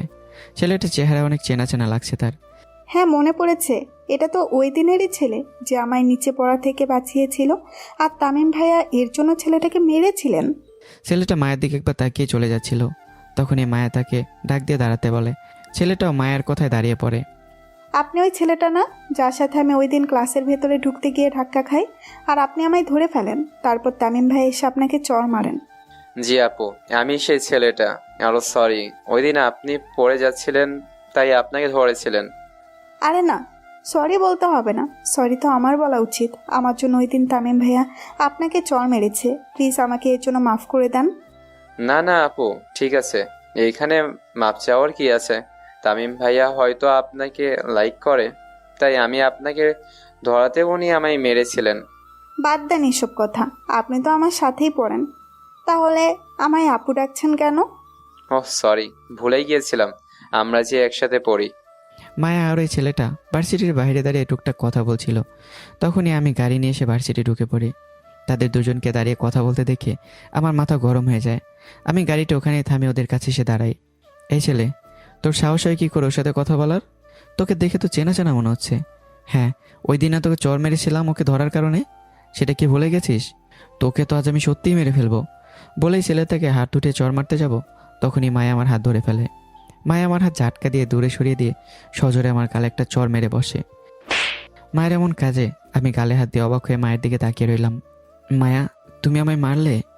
হ্যাঁ, মেরেছি, আর এটাই আপনার প্রাপ্য ছিল। আপনাকে কতবার বলেছি আমি আপনাকে ভালোবাসি না, তারপরেও কেন সবসময় আমার পেছনে লেগে থাকেন? আমি কোনো ছেলের সাথে বা কোনো ছেলে আমার সাথে কথা বললে তাতে আপনার সমস্যা কি? আজ আমি নিজেই ওনার সাথে কথা বলেছি আপনার ওই দিনে ব্যবহারের কারণে মাপ চাইতে, কিন্তু এটা দেখে আজকেও আবার আপনি ওনাকে মারতে চলে এসেছেন। আপনার জন্য তো দেখছি আমি কোনো ছেলের সাথে একটু কথাও বলতে পারবো না। কেন আপনি আমার সাথে এমন করছেন? কেন? কারণ আমি তোমায় ভালোবাসি। কিন্তু আমি আপনাকে ভালোবাসি না, আর বাসবও না। প্লিজ আপনি আর কখনো আমাকে ডিস্টার্ব করবেন না, প্লিজ। কথাগুলো বলে মায়া আমাকে আর কিছু বলতে না দিয়ে সেখান থেকে দ্রুত ক্লাসে চলে আসলো। মায়া চলে যাওয়ার পর আমি সেখানে ঠায় দাঁড়িয়ে রইলাম। মায়া আমাকে ভালো না বাসলেও আমি তো তাকে মন থেকে ভালোবাসি। তারপরেও কেন মায়া আমাকে এত অবহেলা করছে? মায়ের হাতে জ্বর খেয়ে আমার একটু খারাপ লাগেনি, কিন্তু মায়ের অবহেলাটা আমাকে খুব কষ্ট দিচ্ছে, যেটা আমি কাউকে বলে বোঝাতে পারবো না। এদিকে মায়ের ক্লাসে এসে মন ভালো করার জন্য তার বান্ধবীদের সাথে বসে গল্প করতে লাগলো। কিছুক্ষণ পর ক্লাসে স্যার চলে আসলে গল্প বাদ দিয়ে সবাই ক্লাসে মনোযোগ দিল। ওই দিনের মতো ভার্সিটি শেষে মায়া বাসায় চলে আসলো। বাসায় এসে খাওয়া দাওয়া করে নিজের রুমে গিয়ে একটু ঘুমিয়ে পড়লো। অপরদিকে আমি আমার বাসায় গিয়ে হালকা কিছু খেয়ে রুমে গিয়ে ঘুমিয়ে পড়লাম। এভাবে দেখতে দেখতে কেটে গেল 1 মাস। এই 1 মাসে আমি ভার্সিটিতে সারাক্ষণ মায়ের পিছনে লেগে থাকতাম, আর মায়া আমাকে দিনের পর দিন অবহেলা করেই গেছে। রাতের বেলা আমি আমার বাবা মার সাথে ডাইনিং টেবিলে বসে খাবার খাচ্ছিলাম। এমন সময় বাবা আমাকে উদ্দেশ্য করে বললেন, কাল রিয়া দেশে আসছে, তুমি কাল ওকে এয়ারপোর্ট থেকে ড্রপ করে রিয়াকে ওদের বাসায় দিয়ে আসিও। এই রিয়া আবার কে? তোমার শফিক আঙ্কেলের মেয়ে রিয়া, যার সাথে তোমার বিয়ে ঠিক করা। তো আমি কেন ওনাকে ড্রপ করতে যাব? আঙ্কেল তো আসেনি। না, তোমার আঙ্কেলের কাল একটা ইম্পর্টেন্ট মিটিং থাকায় উনি যেতে পারবেন না, বিদায় তোমার আঙ্কেল আমাকে বলে দিয়েছেন তুমি যান কাল রিয়াকে এয়ারপোর্ট থেকে ড্রপ করে আনতে। আমি পারবো না, কাল আমার ভার্সিটিতে ক্লাস এক্সাম আছে। সে এক্সাম কোন স্যার নেবেন? স্যারের নাম বল। আমাদের প্রথম পিরিয়ডে স্যার মমিন হোসেন। দাঁড়াও, আমি ওনাকে কল করে বলে দিচ্ছি যে তুমি কাল এক্সাম দিতে পারবে না। এই যা, বাঁচার জন্য একটা মিথ্যা বললাম, এখন তো দেখছি সেটা আব্বু ধরেই ফেলবেন। কাল তো ক্লাসে কোনো এক্সাম নেই, যদি আব্বু স্যারকে ফোন করে তাহলে তো আমি ধরা খেয়ে যাব। না, এখন তো দেখছি আব্বুর কথা মানা ছাড়া কোনো উপায় নেই। থাক আব্বু, তোমাকে আর কষ্ট করে ফোন করতে হবে না, আমি কাল যাবো ওনাকে ড্রপ করতে। তাহলে তোমার এক্সামের কি হবে? এক্সামটা এত জরুরি না, না দিলে কিছু হবে না। ওকে, তাহলে কাল সকাল 10টায় আমাদের একটা গাড়ি নিয়ে রিয়াকে ড্রপ করতে চলে যেও। আচ্ছা। তারপরে আমি নিজে খাবার শেষ করে রুমে চলে আসলাম। রুমে এসে প্রতিদিনের মতো আমি মায়ের নাম্বারে একটা কল দিলাম, কিন্তু মায়ের কল রিসিভ করলো না। আমি আর কল না দিয়ে মোবাইলটা একপাশে রেখে ঘুমিয়ে পড়লাম। সকালবেলা ঘুম থেকে উঠে হালকা নাস্তা করে মায়ের ভার্সিটি চলে আসলো। ভার্সিটিতে এসেই আমাকে কোথাও দেখতে না পেয়ে মায়ে কিছুটা অবাক হলো, কারণ 1 মাস ধরে আমি প্রতিদিন ভার্সিটির গেটের কাছে দাঁড়িয়ে থাকতাম মায়ের সাথে কথা বলার জন্য, কিন্তু আমাকে আর সে কোথাও দেখতে না পেয়ে তার মনে মনে ভাবতে লাগলো, আজকে উনি ভার্সিটিতে আসেননি? মনে হয় আসেননি, না হলে তো ওনাকে ভার্সিটিতে দেখতে পেতাম। ধুর, আমি ওনাকে নিয়ে এত ভাবছি কেন? উনি না আসলে নাই, এতে আমার কি? উনি না আসলে তো আমারই ভালো, একটু শান্তিতে ভার্সিটিতে থাকা যাবে। তারপর মায়ের ক্লাসে গিয়ে তার বান্ধবীদের কাছে বসলো। এদিকে আমি 9:30 ঘুম থেকে উঠেই ফ্রেশ হয়ে হালকা কিছু খেয়ে গাড়ি নিয়ে এয়ারপোর্টে চলে গেলাম। এয়ারপোর্টে গিয়ে অনেকক্ষণ ধরে রিয়ার জন্য দাঁড়িয়ে আছি, কিন্তু রিয়ার দেখা মিলছে না। হঠাৎ আমার মাথায় আসলো, এই যা, রিয়া মেয়েটাকে তো আমি কখনো দেখিনি, তাহলে ওকে চিনব কী করে? মেয়েটার কোনো ছবি তো আমার কাছে নেই। দেখি আব্বুকে ফোন করে উনি কী বলেন। আমি পকেটে থাকা ফোনটা বের করতে যাব, তখনই কেউ একজন সামনের দিক থেকে এসে আমাকে শক্ত করে জড়িয়ে ধরলো। কি আজকে কি সব জেনে ফেলবেন নাকি? একটু অপেক্ষা করেন, বাকিটুকু আগামীকাল জানতে পারবেন। আজ এ পর্যন্তই। কেমন এসে গল্পটা কমেন্ট করবেন, আর চ্যানেলটা সাবস্ক্রাইব করে দেবেন, যাতে পরবর্তীতে ভিডিও ছাড়লে সবার আগে আপনার ফোনে চলে যায়। ভালো থাকবেন, সুস্থ থাকবেন, টাটা।